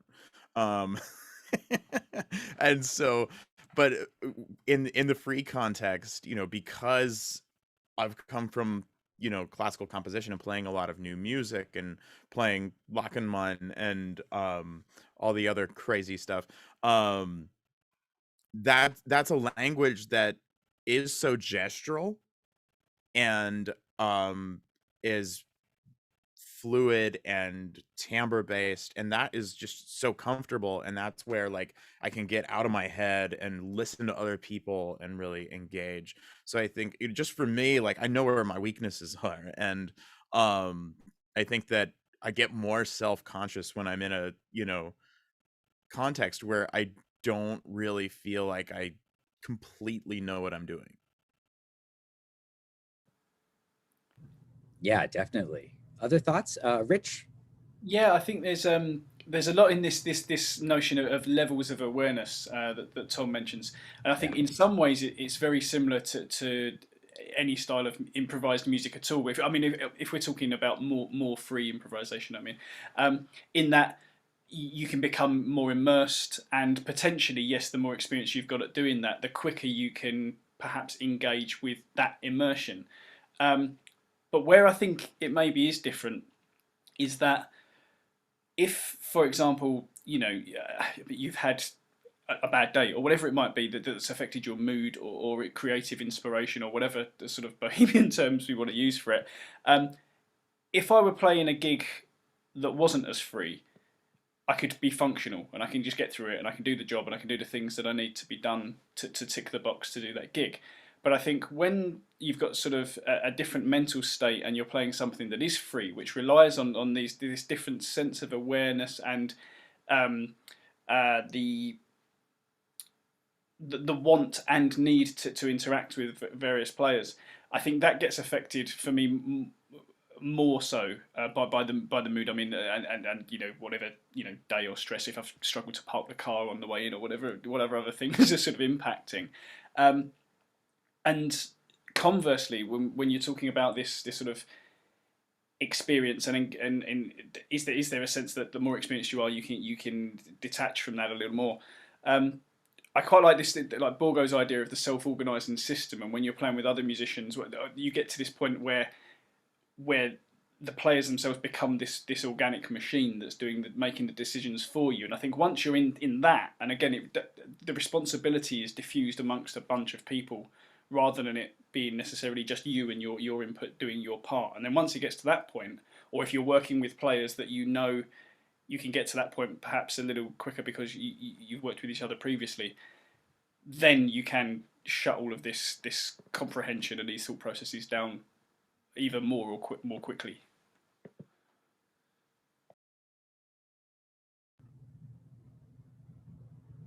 Yeah, actually, maybe I could just add or say something about that, which is that I think that you touched on a great point, Rich, which is getting into the group element of this, which is, oftentimes we're performing improvisation solo, but many times it's with a group, and that's a big factor for me with this, in terms of, obviously, or perhaps not obviously, but I like to be in this flow state, perhaps feeling like I'm just a listener of the music rather than playing it. But sometimes, in order for the musical situations I'm in to feel successful, I actually have to consciously stop myself from doing that and try and do things that perhaps challenge the people I'm playing with, or connect with them and make them feel a certain way. Make a point to make eye contact with somebody and make them, let them know through body language that I'm really liking what they're doing, and this is a wonderful thing. And so sometimes, in order for my judgments of the musical situation to be successful, I actually, in a bit of a contradiction, have to stop myself from letting go of this level of awareness, which I think is an interesting thing I think about a lot. Yeah, definitely. I'm going to because of where you're going, because where you just got, I'm going to introduce also this online question from Jason Noble.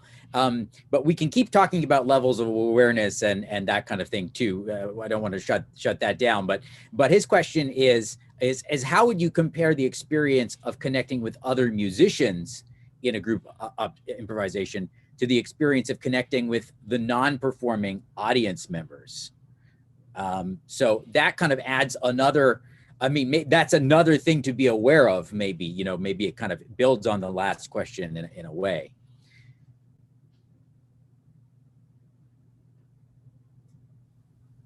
I'd like to say something about this topic of the awareness. Personally, I really like to have sort of a balance of this aware status and non-aware status. And I often like to use different tunings on my instrument that I decide right in the moment of the performance or just before starting. So to force myself somehow to not go with the cliches or chords that I am used to play, and it's always somehow a new instrument to discover. So it's at the same time an awareness situation, because I know how my instrument works, but at the same time I'm not really aware of what is going on if I fret a note here and a note there, and what if I do an arpeggio and whatever. So I personally think it's important to somehow find a balance between this awareness on the instrument and this non-awareness, which is actually openness, being open to what is going to happen, and you have to deal with that and to get something out of that which has a musical importance. Yeah, definitely. If I could come in maybe on that discussion with the audience and that interaction. Yeah. As someone whose background was predominantly, initially rather rock and pop performance, it was very the MO was very much give the audience what they want. They've kind of bought this product, and 1 foot up on the amp, screaming guitar solos. Have that in your face. Now we're done. You've got the product. And then as I sort of started doing more and more, I guess, complex forms of improvisation, be it part composed, be it free, however we define these different things. I remember a lecturer saying to me, asking the class, in fact, who are you playing for when you're improvising? Who is the most important person for you to be playing for? And I was, straight out of the traps with the audience. They're the most important, but you've got to satisfy the audience. And he was like, nope, shut me down straight away. And then people were saying the other members of the band and all this sort of thing. And he sort of concluded by saying, no, at all times with this music, you play for you, and that's it. And I don't think I understood it for some years afterwards. So I don't think I properly grasped what he meant. But I think what he meant, or at least how I interpret it now, it's almost having that sense of security and confidence that you are able to make the right decision and play the appropriate thing. So if you're playing what you feel is right, what you believe is right, and you have the intention and the conviction to do that, ultimately the consequence of that is a more satisfied audience anyway. Because what you're really doing is engaging with that situation on a deeper level. And I guess it probably takes time to develop that confidence, and this is why I didn't understand it for a while. And arguably I could be completely overconfident now, and everyone in the band is saying, I really wish you wouldn't do that. I don't know. But I feel like things work better now if I just play what I want to and not worry about anything else. Yeah. Diego. Yeah, with the audience in our kind of concert, in our kind of concerts are really difficult. I mean, sometimes it's 3 people, sometimes it's 5 people, sometimes it's most big audience. I don't know, maybe it's 12 people, So you are playing because you love to play that kind of encounter or music or aesthetic or whatever. And the people came because they love that. They love that. And after that, you are a friend of that people. Almost here in Barcelona, because it's always the same. Or after COVID was always the same. But you're friends, and you go to the bar or the gallery or the house, or the concert is there, and just go there and play and talk with people and talk with your friends. So the audience is always like the same circle of people. It's not audience really. It's not that kind of successful and biggest stuff of a lot of people or fame or whatever. Is research, your research and research your own community or something like this. Yeah, that's a really great point, Diego. It kind of reminds me of like Francesca was talking about how there can be something special about playing with new people, and Rich kind of alluded to there can be something also special with playing with people you know really well, right? And I think, Diego, you're also pointing out that also works the same for the audience, right? Playing for an audience that you know and they know you, and there's a sense of community there, right? Maybe some of those audience members are actually musicians as well. There's a kind of back and forth here, right? And that all changes the dynamic too, and you might feel different playing for a total audience of strangers, and that might be good or bad again, Yeah. I remember, oh, go ahead, Diego. Do you have any? Sorry. Yeah, go for it, and then we'll go to Trevor after. Sure. Sure. And sometimes when it came somebody for wherever, it's a lot of people from Berlin or from Italy or from the United States, wherever. And it's here, and it's fantastic because all the people is part of that kind of community, of little community, and it's a lot of interchanges and ideas, and like here, like this kind of new ideas, refresh. I was Go for gonna it, Trevor. say, yeah, I remember being at a show where a vocal duo for part of their set just sat on the edge of the stage and started mirroring people in the audience. And for a while we were like, well, what's going on? And people they're just sitting here staring at us. And then someone coughed, and then one of the vocalists coughed. And then we started noticing that they were mimicking our body language too. And this idea of kind of like responding to people who are there, it really kind of called attention to that in a really unique way.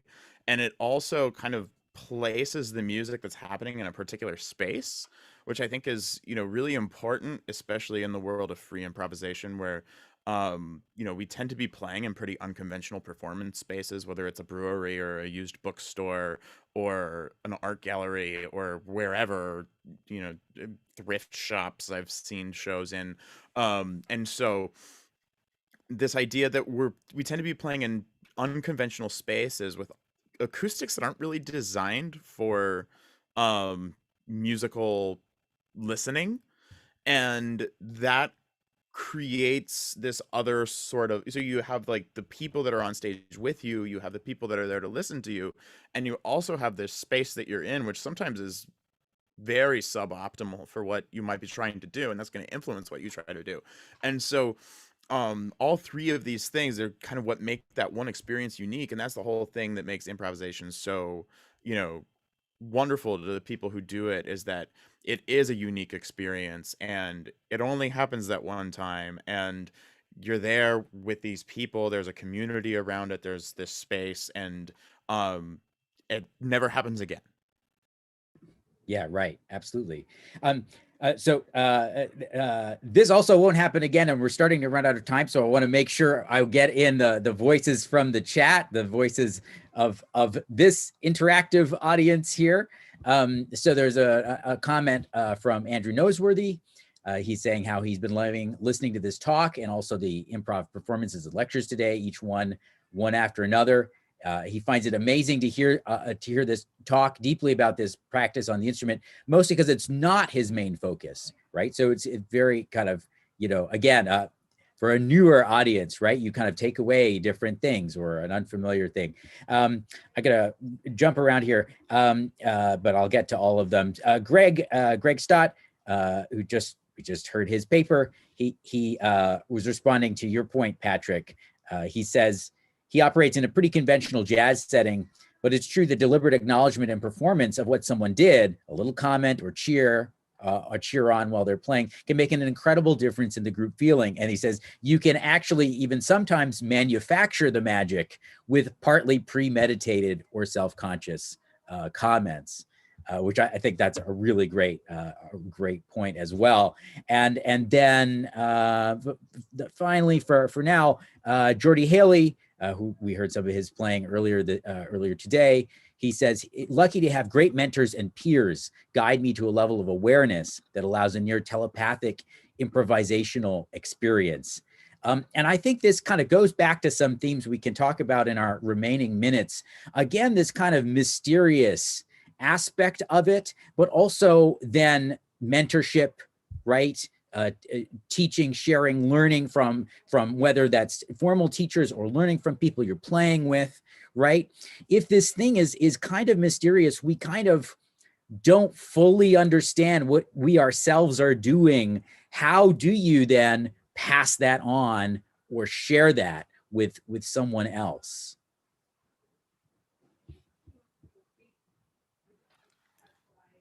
Sure, Rich, go for it. I think first and foremost, as a teacher who teaches improvisation, being completely honest about that question you just asked is the most important thing.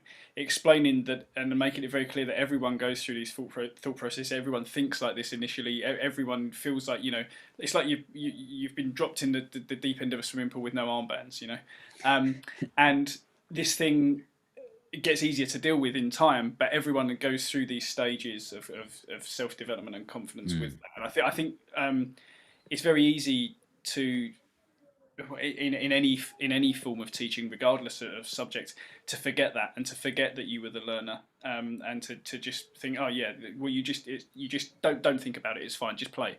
But that's actually in itself is an incredibly difficult hurdle to overcome, and probably took me years. And I'm still fighting with that same thing, right? But in a different way. Diego. I think this is like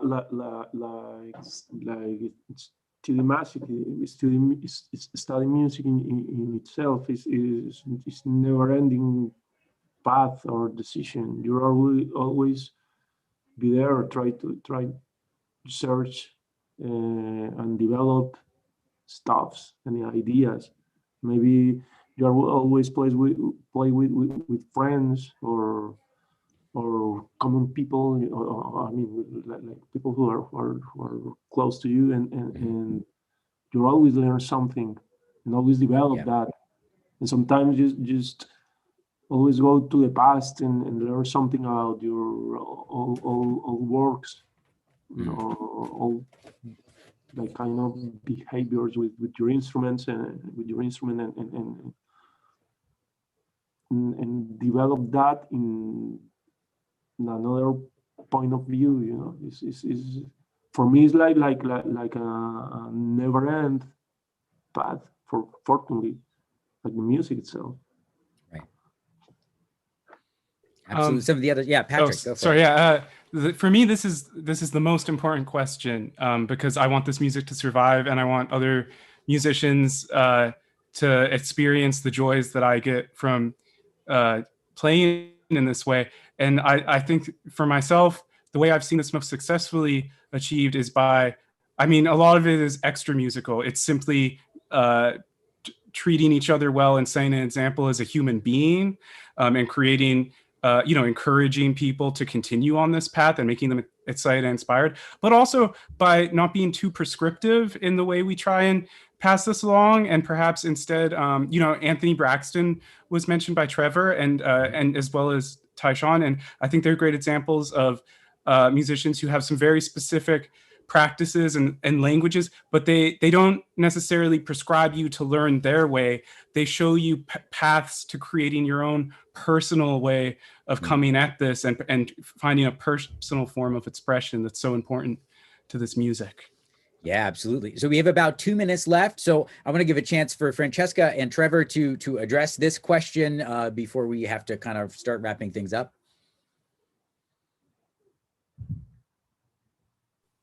Yes, I'll be very quickly. I totally agree with Patrick. What he says is very important. And I would add that basically the way of one of the best ways to share this practice, this way of making music together, is to do that, is to play, to experience that, because we can start theories and analyzing, but in the end it's really having a very huge amount of experiences in your life as a performer and as a listener too. Yeah, definitely. And Trevor, go for it. Yeah, I think every time I play with someone different, I'm picking up ideas and bits of their personality from them. And in an improvisation, you're always trying to mesh with someone else's musical, not emotional, musical personality. And I recalls my high school band teacher who was talking about, when you first learn to improvise, you have your bag of tricks and it's about the size of an airline doggy bag that you would maybe throw up in if you got motion sickness. And over time, it grows into this huge Santa sack. And we're all looking for that Santa sack, and picking up tricks and ideas and musical quips along the way. And I think that that's just a really beautiful thing. And also, I think that it really democratizes music making in a really wonderful way. Mentioning Tyshawn one more time, I saw one of his ensemble shows at Wesleyan a few years ago, and I think that there were students at Wesleyan who were like, oh, this is great. You can take this easy A improvisation ensemble class. And there was a kid, or student, I should call him, who was bouncing a basketball as his instrument. And I just love that because he's taking this very abstract way of making music and totally democratizing it so that anybody, regardless of their musical training, can come and be together and make music. And that's what makes it so beautiful. Amazing. And that I think we're going to have to basically wrap it up now. Thank you all. I mean, this was, collective improvisation of a different sort. I really, really enjoyed this, and I really appreciate all of these insights. We could, of course, keep talking for a lot longer, but thank you all. So join me in thanking all of our panelists here. Diego, Francesca, Patrick, Rich, and Trevor. I also, of course, want to thank Amy and Rita and everybody for organizing. I want to thank Michelle for the technical support, and all of you around the world in different time zones, whether it's early or late, for joining us and for your comments and questions. I think we're good. I guess I'll pass it over to you, Amy. Thank you so much, Jonathan. This was just an incredible panel, and it was the perfect end to a wonderful week. So I just want to, first of all, say thank you to the panel members, and I'm going to invite Rita in, and we're just going to say a few final things before we go. Hi, Rita. Hey. So there's quite a number of people that we have to thank for everything, for making all of this happen. So the first people I want to thank is, of course, everyone who contributed their work to this conference. It's been just an incredible thing to witness, all the performances, all the lectures, all the roundtables. So thank you to you all for contributing your work and your passion to this week. And in terms of specific people, we would really love to thank our large ensemble conductor, Andrew Noseworthy, for his brilliant conducting of the large ensembles on Monday. Ben Diamond, who did social media for us. Rita Torres, of course, who organizer, and she did the booklet. And Vera Cordines, who helped us with registration. And Rita, I think we have some people to thank in terms of the funding aspect of this conference. My research center. Oh God, I want to put in that who gave us a big support, and of course, well, there's a funding agency behind the research center. You find it's Fundação para a Ciência e Tecnologia. It's the research Portuguese funding agency, I think we also want to thank the International Guitar Research Center and Memorial University, but I wanted to save the biggest, most enormous thanks for Michelle Lacour. Michelle, come on camera here, please. She is amazing. Can you show up, Michelle? Yes, come on. She made everything work brilliantly this week. Like, it was just perfect. She's an absolute genius tech director. So huge thanks to Michelle for making all of this possible. If you need someone to do your gig, you know who to come to. Yes.